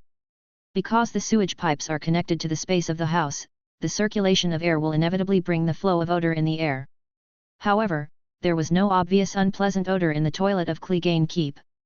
The toilet window was open, incense candles were lit in the corner, and there was a faint sense of freshness in the air. The odor disappeared without a trace. This greatly surprised the Earl. The Earl asked Gregor about it at Clegane Keep at the time, but Gregor ignored the Earl's question and talked about other unrelated topics. Today, Sir Gregor sent Miss Jenny and Earl Gavin to Casterly Rock to prepare for the wedding. Time is tight, there are still 5 days before the date set by Earl Tywin. The wedding will be held in Casterly Rock, with Tywin hosting as Jenny's father. Gregor and Jenny's party will definitely pass through Lannisport on their way to Casterly Rock, so they came to visit Earl Uthel. The host and guests had a pleasant exchange. During the banquet, Earl Uthel once again asked about the secret of eliminating the odor in the toilet, so Gregor discussed it with the inventor, Miss Jenny, and Miss Jenny agreed to tell Earl Uthel the secret. Jenny asked for a pen and paper and drew a partial structure of the sewage pipe buried under the toilet, a water trap. After Jenny finished drawing, before the annotations were finished, Grey-Robe scholar Bancroft already completely understood. The structure is very simple. It is just a straight pipe with a bend in the middle. The principle is even simpler, using the position of the bend to isolate the airflow of the upper and lower pipes with water, blocking the odor under the bend, so that the odor of the sump cannot enter the room through the sewage pipe. To put it bluntly, once you see it clearly, everything is very simple. It is so simple that it is obvious at a glance, but the real difficulty lies in how to open your mind and think of this. The difference between genius and ordinary people is just that little bit, a breakthrough in thinking that is thinner than a layer of paper.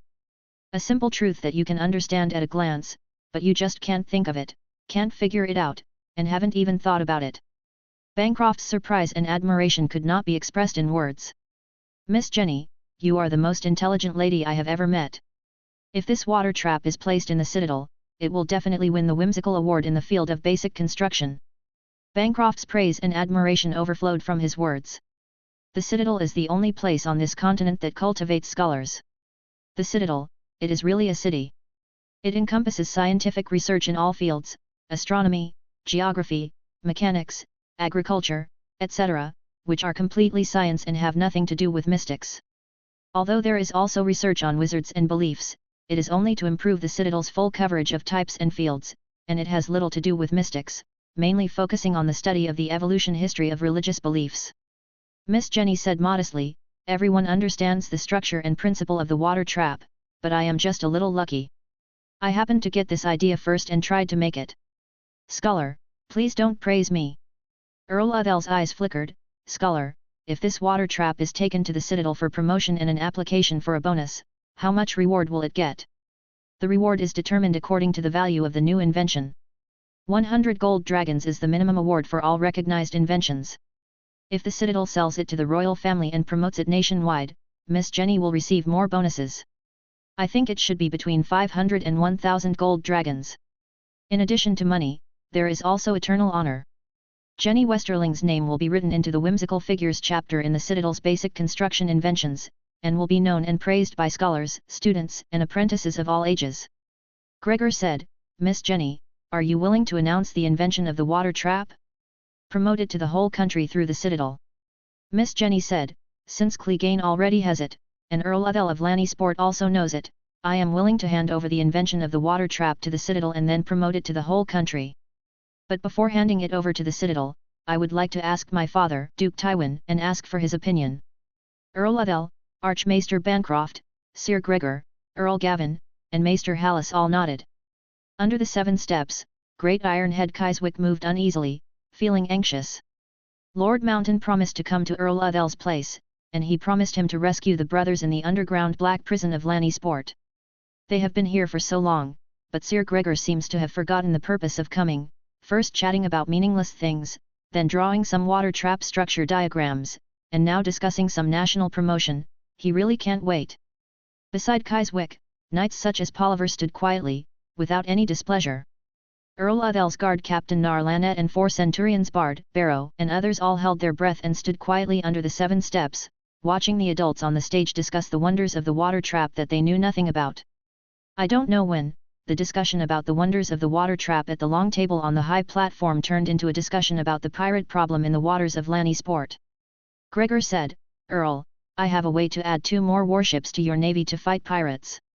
Earl Uthel was overjoyed. "Sir Gregor, please teach me the method." Gregor looked at Chiswick under the steps and smiled. Chiswick's former sellsword company had 2 warships, specializing in escorting mercenary missions at sea. After Chiswick and his brothers were caught by the adults, the brothers on those 2 warships went to sea to become pirates. As long as the adults released those brothers in the underground black prison and let Chiswick lead them to the sea to persuade his former sellsword company brothers to surrender and submit to the adults to become more glorious navies, wouldn't this add 2 warships and reduce 2 ships of pirates? Earl Uthel smiled and said, "Good idea, but I don't know if Chiswick is willing to work hard on this trip." Chiswick was overjoyed and quickly said, "At Lord Gregor's order, I will definitely do my best for the Earl and guarantee that the brothers on those 2 ships will be willing to accept the reorganization and become a force in the adults' navy." "Okay, that's settled then. Lord Gregor, since you have given me the secret of the water trap and helped me add 2 warships, what can I do for you? Tell me, I will definitely do my best." Gregor said, "Earl, the warships and the crew on board belong to you, Chiswick and his dozen or so brothers belong to me." Miss Jenny smiled and said, "Earl, the Clegane 100-man cavalry regiment is still short of a dozen people. Although Lord Gregor's territory has become much larger, there are few people in the territory, and it is difficult to gather 100 cavalry to protect the territory. Miss Jenny, Sir Gregor, in case Chiswick fails to recruit those 2 ships of pirates, I will still make up the difference of 100 cavalry for Clegane." Earl Uthel smiled and was in a good mood. Since the adults have a guard cavalry regiment, they must need a cavalry reserve team to replenish it. "How about this, Sir Gregor, after the wedding, you come to my Lannisport to recruit a cavalry reserve team. Within 50 people, I will give it to you." Gregor knew very well that as long as Chiswick and his brothers came forward, the pirates on those 2 ships would definitely surrender. The Earl spoke very beautifully, full of affection, but actually gained a great advantage. But Gregor understood that he could not develop a navy. First of all, he had no port at all, and secondly, he could not develop his troops rapidly out of thin air, which would cause jealousy and suspicion. Soldiers are valued for their quality, not quantity. First seek quality. Do every step to the extreme. "Okay, Earl, it's settled." Gregor finalized the matter. Chapter 95. Casterly Rock. The Castle of Lord Kevin Lannister. Evening. Outside Casterly Rock, the sun was setting, the sea as calm as a mirror, the golden sunlight of the setting sun along the coast beautiful and enchanting, but inside Casterly Rock, in the heart of the city, it was already dark. Casterly Rock was a city built inside a stone mountain 20 miles long and 15 miles wide. Because of the poor natural lighting, night came to the city center earlier than outside. Outside the city, the sunset was beautiful, but inside, torches were lit everywhere, illuminating it as if it were daytime. Tywin rode his tall horse slowly through the streets of the city. Archmaester Haleen was beside Tywin, the 2 riding abreast. 10 guards with swords followed 2 horse lengths behind, led by the captain of the Casterly Rock Guard, Bronn. The Duke's saddle was woven with gold thread, a dazzling yellow. The horse's head and entire body were adorned with gold and silk ornaments, turning a warhorse into a brocade of splendor. The warhorse arrived at the castle gate of Lord Kevin Lannister, who respectfully welcomed his elder brother, Duke Tywin. Tywin did not dismount, but rode straight in. Inside the gate was a large courtyard planted with many flowers and plants. The Duke's warhorse passed through the courtyard and stopped at the entrance of the main hall.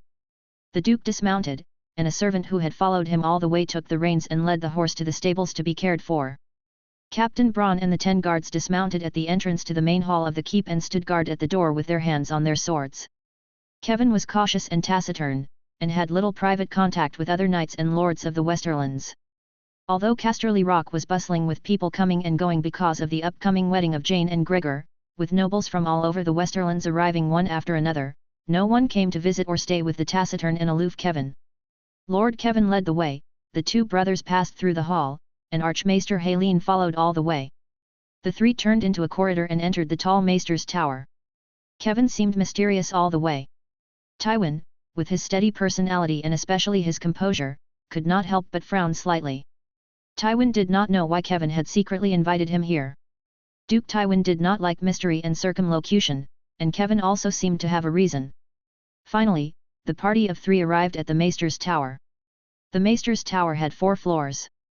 In the study of the Maester's Tower on the 2nd floor, Kevin gently opened the door and stood respectfully at the door, waiting for Duke Tywin and Archmaester Haleen to enter. The study was decorated warmly. The 4 walls were lined with bookshelves, which were filled with books.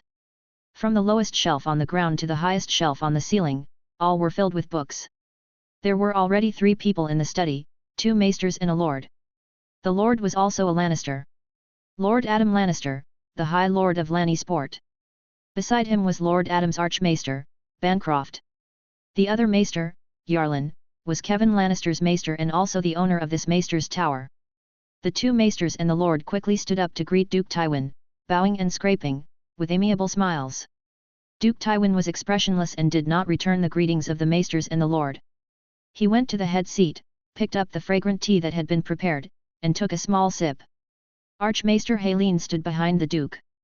No one could see his joy, anger, sorrow, or happiness from Duke Tywin's face or expression. If the Duke did not express his emotions himself, then he had no expression. His face was like iron, and his eyes had no focus when he looked at people. You thought Duke Tywin was paying attention to you, but when you looked closely, you realized he was not.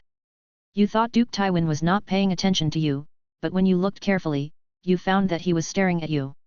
Your Grace, Lord Adam has something very important to tell you, and he was afraid of causing unnecessary misunderstandings, so he chose my place. In 3 days, the wedding of Jane and Gregor will be held, and the city is full of nobles and knights from all over the Westerlands, but my place is basically empty whether it is peacetime or holidays. Kevin said cautiously, while observing his brother's face.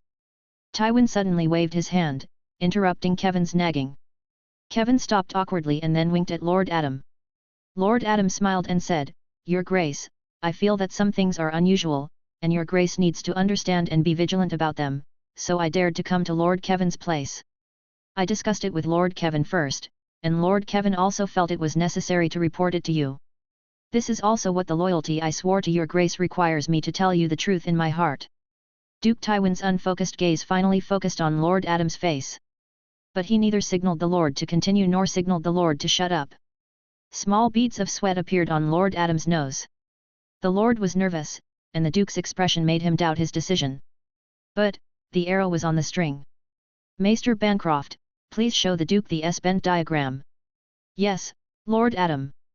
Your Grace, look, this thing is called an S-bend. This is the structure diagram and principle of the S-bend. Maester Bancroft stood up and opened a piece of parchment.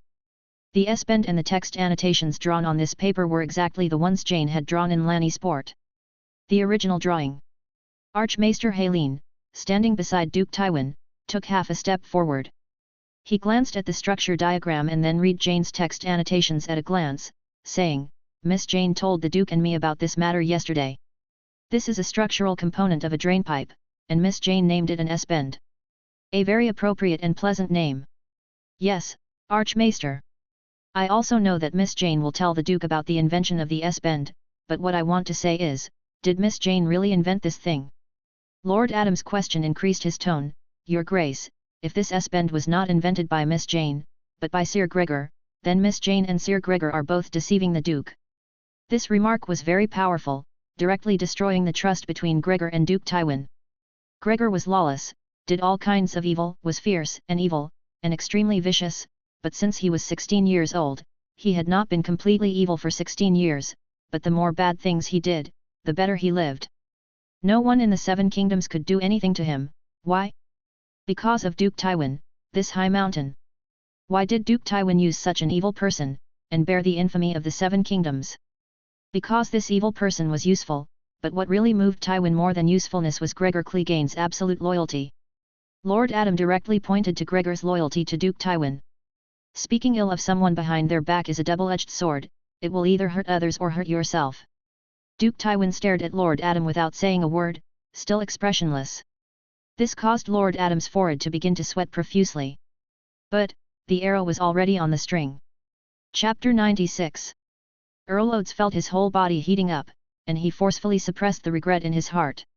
He gestured to Maester Bancroft, who opened a package that had been placed beside him and took out a bundle of Westerling noodles tied in the middle with red silk cloth, What is this?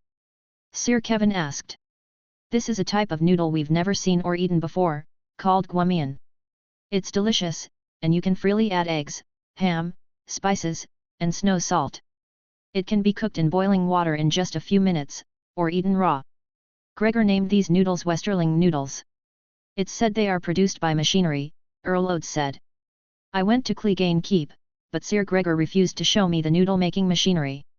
Duke Tywin's expression remained unchanged, but his eyes brightened slightly. Sir Gregor has invented noodle-making machinery? Sir Kevin asked, sounding surprised. No, Sir Gregor denied that he invented it. He said the noodle-making machinery was invented by Master Tipomot. However, I don't believe it. Tipomot? The master weaponsmith from the Street of Steel in King's Landing. Kevin was even more surprised.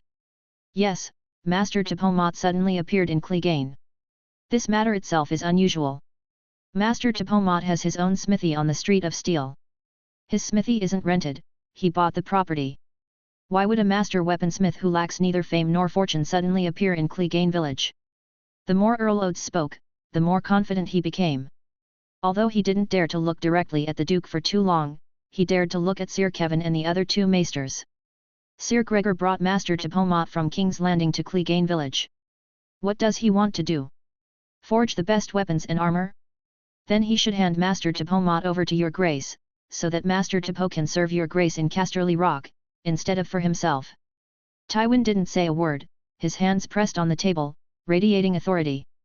The three maesters and Earl Kevin nodded frequently as they listened. Your grace, Jane arrived in Clegane village for a month and suddenly invented the deep water bend? Master Tipomot arrived in Clegane village and suddenly invented noodle-making machinery. This is too coincidental. I believe both inventions were actually created by Sir Gregor, Earl Oates said firmly. Duke Tywin stared at Earl Oates and nodded. This nod immediately gave Earl Oates enormous confidence and courage. Your Grace, Lord Kevin, maesters, originally there would be nothing wrong with Sir Gregor Clegane inventing new, practical things after his intelligence was greatly improved. Similar figures have appeared on the continent of Westeros. Whether in the field of mysticism or science, Gregor Clegane is not the only one who has received the light of the seven. We all know the story of Brynden Rivers, who had 1,001 eyes, and he was far more powerful than Gregor. Everyone listened and nodded in agreement, showing appreciation for Earl Oates' analysis. Earl Oates became calm and composed. The sweat on his forehead disappeared, and the beads of sweat on his nose also vanished. He became calm and collected, knowing that he had done the right thing in speaking to the Duke. Reporting any anomalies to the Duke proved his loyalty. Your Grace, if it was clearly invented by Sir Gregor Clegane, but he claims it was invented by Miss Jane and Master Tipo, then firstly, he has lost absolute loyalty to your Grace. Secondly, why is he hiding the truth? What is he uneasy about? Even if Sir Gregor has no selfish motives and these two inventions really have nothing to do with him, I still think Gregor Clegane is absolutely unusual. 2 consecutive ingenious and practical inventions have occurred in his territory, not in my Lanny sport, nor in your Grace's Casterly Rock, so our Lannister family needs to be wary of him. Earl Oates, the Citadel has new inventions every year.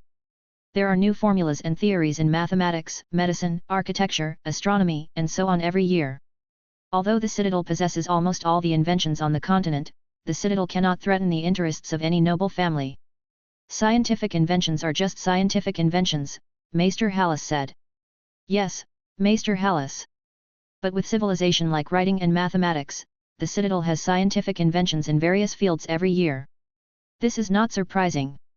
The thousands of maesters in the Citadel are also constantly conducting research in various fields, and they are promoting the progress of our entire continent's civilization. Earl Oates paused deliberately and took a sip of water.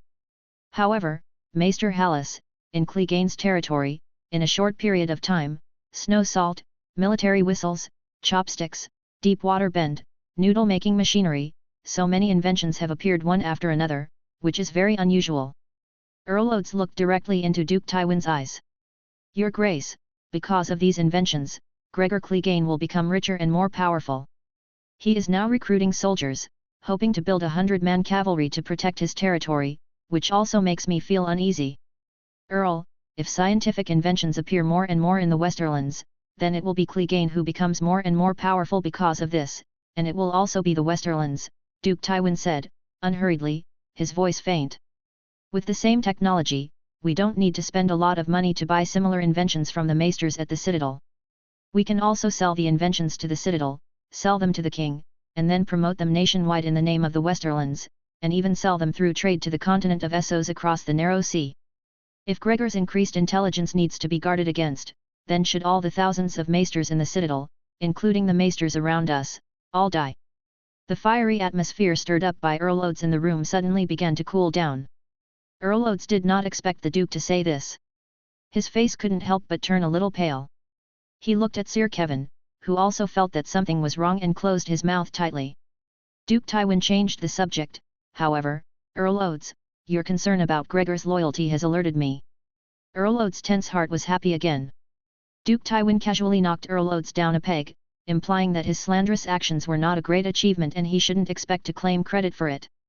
Then he said a word of approval to reassure Earl Oates that although his contribution wasn't much, it was still done very well. This gave the Earl the confidence to continue providing him with information in the future. With 2 sentences, Earl Oates was made to feel both worried about gains and losses, yet not lose hope and courage to speak out. The Duke easily manipulated the Earl's mood. But Duke Tywin's real reprimand was yet to come.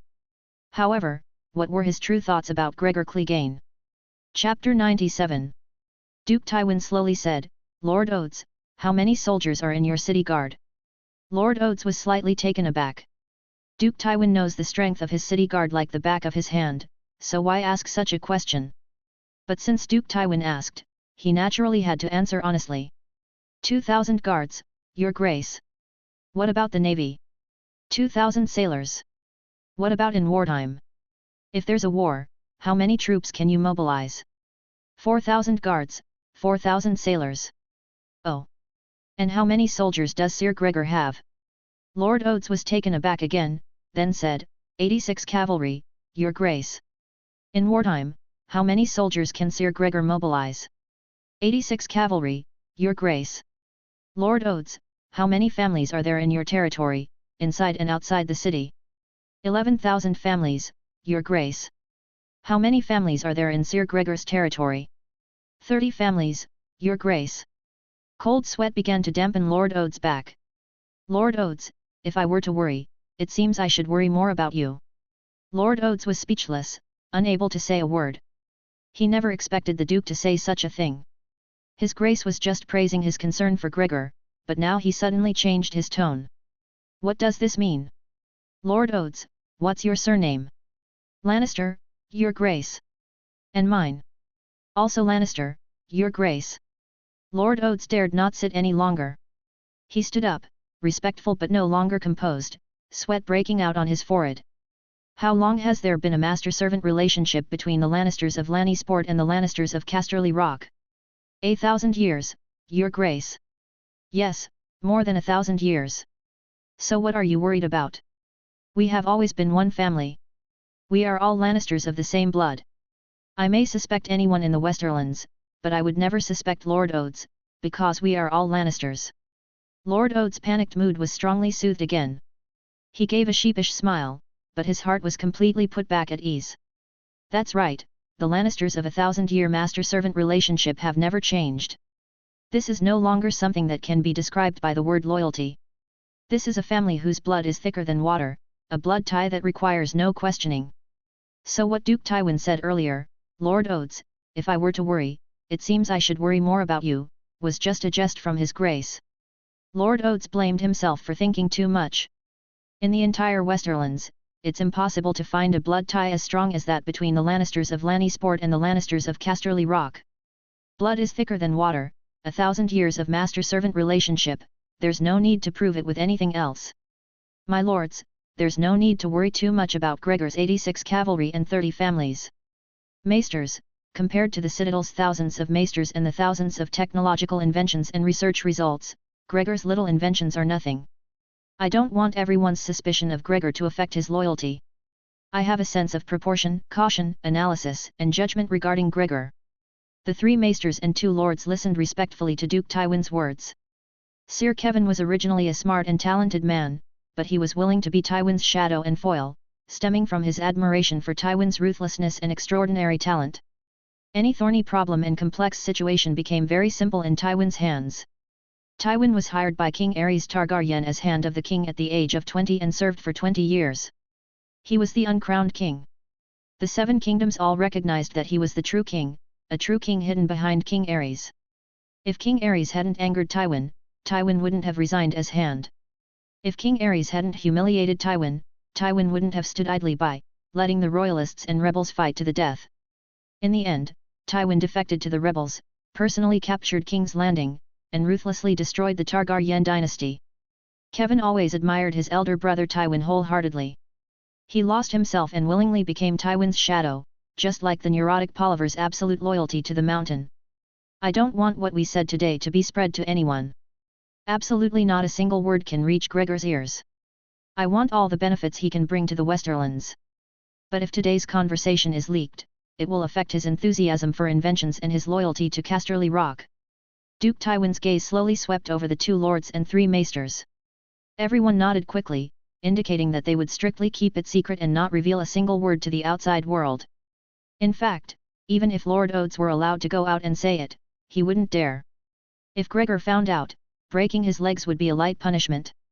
It was precisely because he was afraid of Gregor finding out that Lord Oates chose to hold the meeting at Sir Kevan's castle, ensuring foolproof security. Even the meanest dog is still a dog. A mean dog needs meat bones, not wooden sticks with nails. If he finds out about our suspicions today, it will be a wooden stick with nails. If anyone leaks today's conversation, I will make him regret coming into this world. The 2 lords and 3 maesters all shuddered. Duke Tywin slowly stood up. Lord Oates, I have always known in my heart that you are very loyal to Casterly Rock. Thank you, Your Grace, Lord Oates quickly thanked him. Duke Tywin's gaze finally stopped on Kevan. He stared at Kevan with a meaningful look for a long time, until Kevan understood the meaning in his eyes.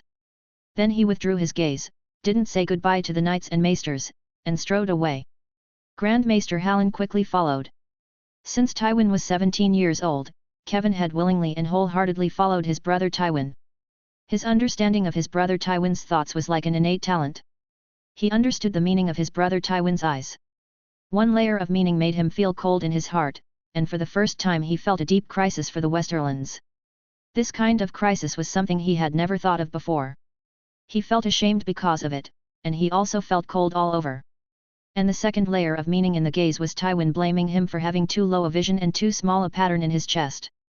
Even if he were given a piece of land, Kevan would not be able to become a duke who could manage great nobles, but could only become a lord of a city, just like the level of someone like Oates Lannister.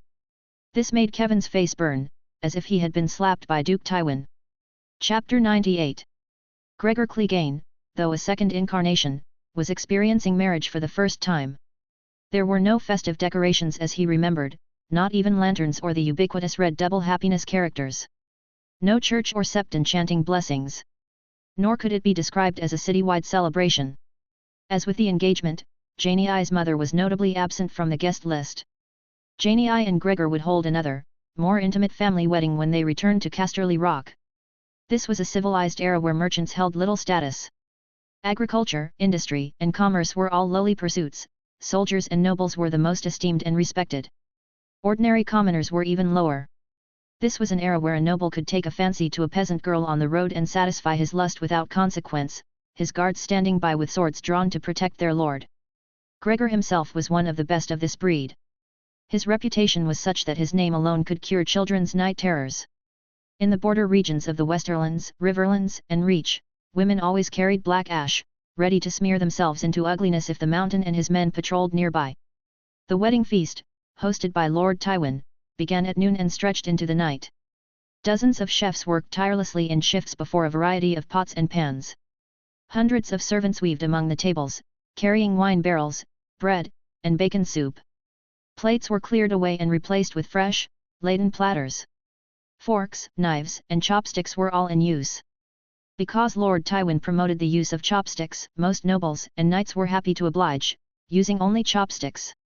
In any case, these lords had servants aplenty to do the cutting for them. If the Casterly Rock servants were not accustomed to it, the lords used their squires. Every lord had his own personal squire. With everything done for them, using chopsticks posed no problem. While Tywin Lannister's eldest son Jaime, eldest daughter Circe, and youngest son Tyrion were attending a lively banquet in Winterfell in the north. The wedding feast in Casterly Rock was also boisterous and bustling. Many knights and lords had already drunk themselves senseless and been carried away. Several brawls broke out over perceived slights during toasts, and these individuals were invariably subdued by Tywin's master-at-arms, Bronn, and his guards. Those who resisted were soundly beaten and tossed into the nearest ditch. Amidst the general laughter, the ruffled lords sobered up in the ditch, were helped out by their squires, and retreated to the inn to change clothes and clean themselves. Sir Gregor Clegane and Miss Janey sat together. As night fell, the sound of gongs rang out, and a hired band of musicians played suggestive tunes from the second-floor balcony. A swarm of lords and ladies surged from the outdoor banquet area into the luxurious main hall. Lord Tywin sat silently at the head of the long table, his face like ice, attended by his servants. The lord was always like this, but today was special, a joyous occasion. People had also drunk a lot of wine and no longer paid attention to Lord Tywin's expression. Gregor had participated in many such wedding chamber revelries. The groom would be stripped bare by the ladies and groped from head to toe, then, amidst their raucous laughter, dragged, pushed, prodded, touched, and grabbed all the way into the bridal chamber. And the bride would be treated similarly. These lords and knights were all graduates of the school of depravity, and Miss Janey's fair skin would not be spared many scratches, befitting her first transformation of identity. Countless lecherous hands would paw at Miss Janey's entire body. This was the custom of this world. The more boisterous the revelry, the more blissful the marriage. Undoubtedly, this was a very backward and barbaric custom, but it was a favorite of both men and women, and the liveliest part of the wedding process, chamber revelry. But in fact, this would cause varying degrees of injury to the bride and groom, especially the delicate flower-like bride. Whether you were a great lord or a minor knight, as long as you were a man, you were part of the ill-intentioned pack of beasts. After entering the bridal chamber, the revelers would not leave, but would press the bride and groom together and continue the raucous fun. This was the real climax of the chamber revelry, the peak of the guests' revelry. Janey watched the crowd rushing towards her like a tidal wave, her face paling in terror. In the blink of an eye, the silk and satin she wore would be reduced to scattered fragments, and other than desperately protecting her chest with her hands, Janey would have no way to protect herself. This was a festival for men and women to unleash their primal instincts, but a nightmare for all brides and grooms. Needless to say, among the women rushing to the front were the obese matrons. Among the men, the brothers of House Charlton, led by Sir Adam Charlton, who had been beaten by the Mountain several times, were in the lead. This was a day when the seven gods allowed men to indulge themselves with the bride, and also a day for young lords with ulterior motives to take advantage and seek revenge.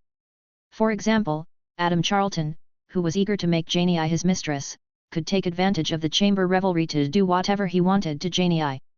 Gregor Clegane chuckled softly to Janey, who was pale with fright. "Don't be afraid, I'm here." He stood up, raised the table in front of him with both hands, and gently pushed it towards the women who were giggling like madmen. The tidal wave crashed against it like a wave hitting a boulder, and then receded. Dozens of women were forcibly knocked down, and those behind them collided, crowding together, shouting in pain, shouting to let go, shouting not to step on them, and cursing each other, much to Gregor's amusement. On the other side, the Charlton brothers and knights from Silver Hill, and the brothers and knights from Chicken Song, more than 20 people in total, rushed to the front, pouncing on Janey as if a pack of wolves were tearing at a pitiful little lamb. Gregor lightly picked up Janey with one hand, as if an adult was picking up a child.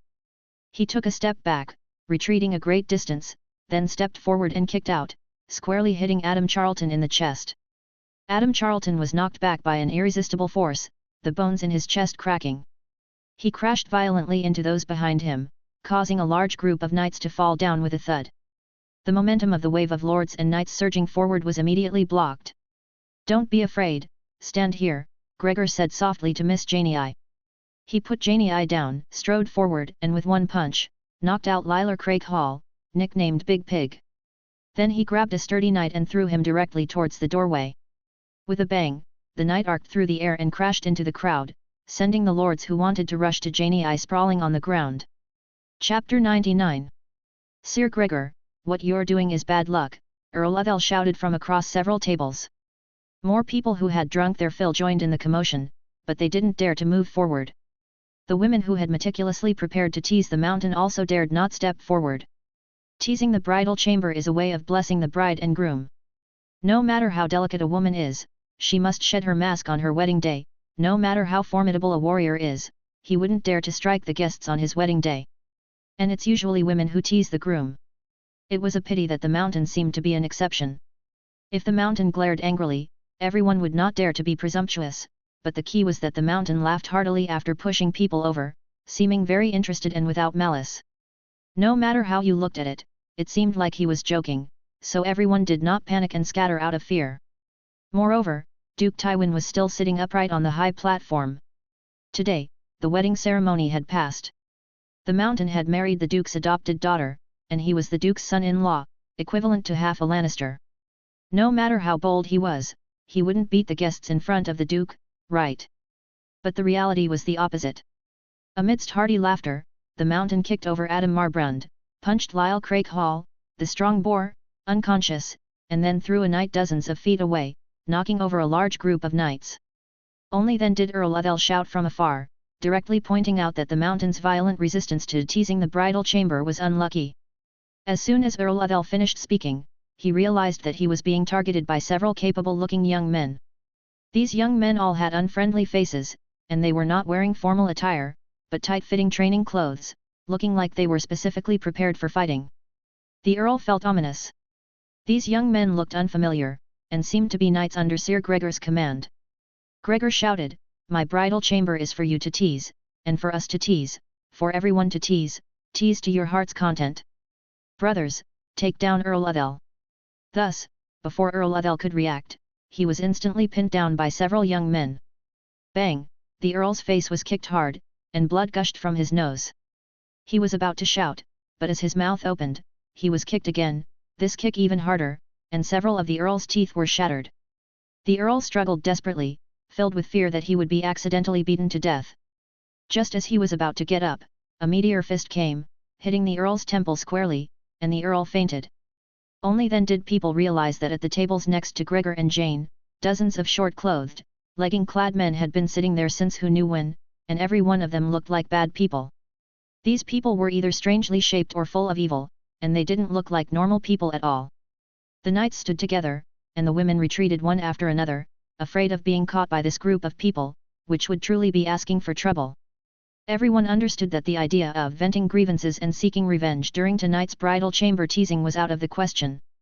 The mountain was prepared.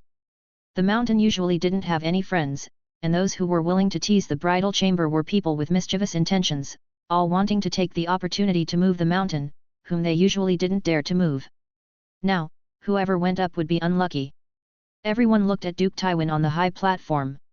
Duke Tywin didn't say a word, got up, and left through the side door accompanied by his guards and the Archmaester. "Who else dares to cause trouble?" the mountain said proudly. He didn't take anyone in the room seriously. "If you don't dare to cause trouble, then get out, don't waste my time tonight," the mountain shouted. This explosive shout was like a thunderclap in the house. Its power and might made everyone tremble with fear. Thus, Earl Uthel, Sir Adam, Sir Lyle, and some knights who had fallen and injured themselves, were helped away in embarrassment by the guards. After the mountain roared, the women swarmed out and disappeared in an instant. The beautiful wishes of many experienced bridal chamber teasing women were all in vain. The mountain looked at the stunningly beautiful Jane and gently picked her up. In this world, Jane was already an old maid eager to marry. Early the next morning, the mountain got up and opened the door, and a large group of malicious-looking guys were standing at the door: Sweetmouth Rafford, the neurotic Polliver, Lady Elaine, the smirking Septon, the invincible executioner Dunson, Griathead Kyswick, the foul-mouthed man who was still weak from his knife wound, Weapons Master Tube, adopted daughter Jory Clegane, Maester Pate, Polliver's little wife Esther, Ensign Blackstone, Noodle Master Eric, Coin-minting Old Master Boaz, and Gendry, the blacksmith's apprentice with a stubborn face. "Lord!" Polliver grinned. His eyes darted unsteadily into the room. Besides the mountain, the second person Polliver respected was Lady Jane. "Lord, has Lady Jane gotten up yet?" Lady Elaine asked with an elegant smile. Lady Elaine was very considerate. "Father, does Mother need my help?" Jory Clegane asked seriously and earnestly. She was a girl who had come back from the brink of death. She was no longer the Jory she used to be. Now she was not even afraid of death, and she was an absolute ruthless person. There was no difference between her and the group of fierce generals around her. Sweetmouth Rafford laughed, "Lord, you only took a nap for a few heartbeats last night." His eyes looked at Gregor without restraint, his face full of chilling wickedness. Sweetmouth's words triggered a pile of dirty words from the crowd. "What are you talking about? Sir Gregor, close the door," Lady Jane's voice came out, with dissatisfaction and shyness. Sweetmouth Rafford asked cautiously, "Lord, were you really asleep last night?" "Impossible, why does the lady's voice sound even more energetic than yours?" Thus, a crowd of men and women laughed. A wonderful and happy wedding, in the hearts of the Mountain and Jane. Chapter 100. Duke Tywin's breakfast table wasn't for just any noble to sit at. Sitting to Tywin's left and right were the Mountain and Jane. Jane was seated next to her biological father, Gawain Westerling. Gawain Westerling was worried about his daughter's health. After all, last night was the night the Mountain legally ravaged a delicate flower. Tywin looked at Jane with a fatherly gaze, and although he didn't speak, Jane understood the meaning in his eyes. Tywin was the kind of person who dared to say and ask anything directly, including about his daughter's private matters. It was just like a casual conversation about the nice weather today. To Duke Tywin, worldly rules were just rubbish. An elephant doesn't care about the opinions of ants. Both fathers were concerned about her health. After all, Gregor Clegane was a demonic beast, even more terrifying than a wild animal. "I'm fine." Jane's beautiful face flushed slightly. "Sir Gregor, he really loves me." By the end, Jane's voice was as soft as a mosquito's buzz. Tywin didn't care at all, but she did. Tywin nodded and gestured for the servants to bring the food. Gawain Westerling was expressionless, but secretly relieved. Gregor treating Jane this way was probably also related to Tywin's prestige. After all, Jane was Tywin's adopted daughter, and the Duke's honor could not be violated. Gawain gave Duke Tywin a grateful look. But the Duke was expressionless, not responding to Lord Gawain's flattering gaze, as if he hadn't seen it at all. His Majesty always made people feel uneasy. All sorts of lavish dishes were brought up in a continuous stream, and in just a short while, plates piled upon plates covered the table. Sitting next to Gregor was Lord Oliver. Lord Oliver was a Lannister and also an important minister of Tywin's, so he was qualified to sit close to the Duke. "Sire, your men broke a few of my teeth last night," Lord Oliver said, his speech slurred. "Lord, if they didn't break a few of your teeth, I would have broken a few of your bones. Look, both of my fathers are here, and the great nobles of the Westerlands are also at this table.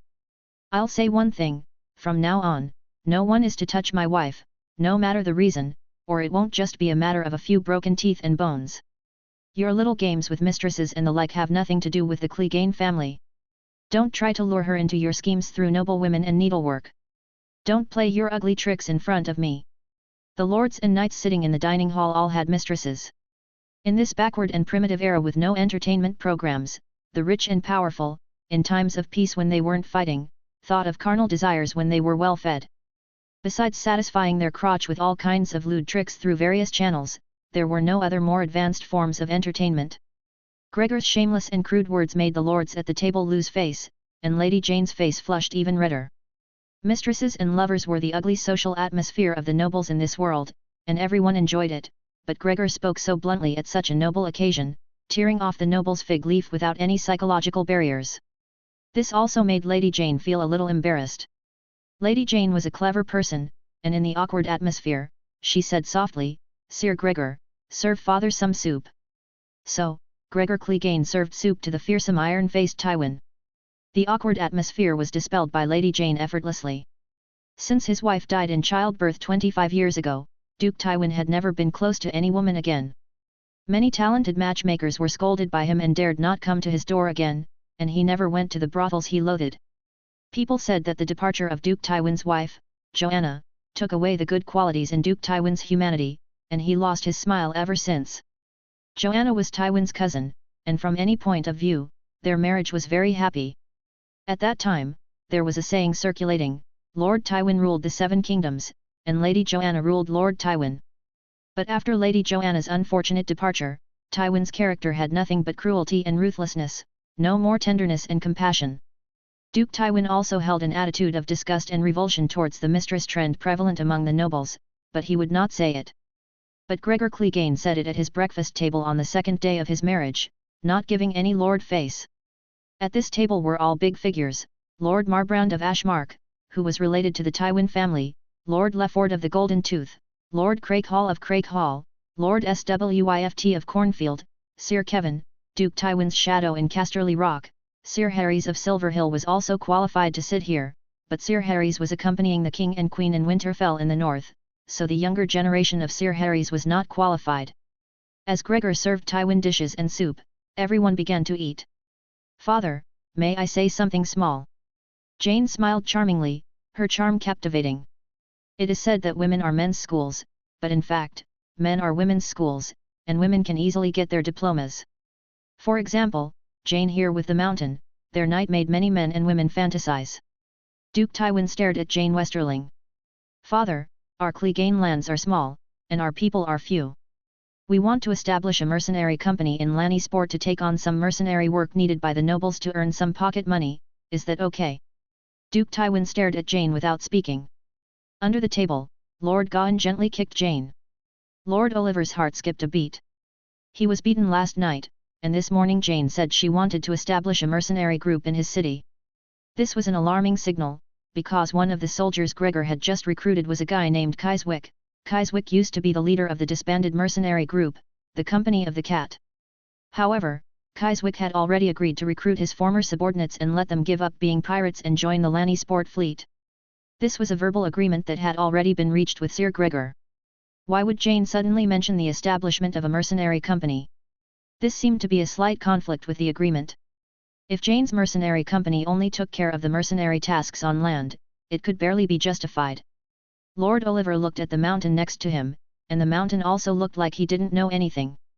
"Girls really can't be kept at home," Lord Gawain joked. "You've only been married into the Clegane family for a day, and you're already thinking about making a living for your husband's family. I raised you for 15 years, but I raised you for nothing." Sir Kevin said, "Jane, Sir Gregor won a gold mine from the Serret family, you don't need to worry about food after you marry him. A small gold mine, a place that the Serret family doesn't even care about, how long can it be mined? That little gold mine will soon be exhausted. We are married, and we will have children in the future. I don't want to have to rely on father to help us make a living then." Kevin was shocked.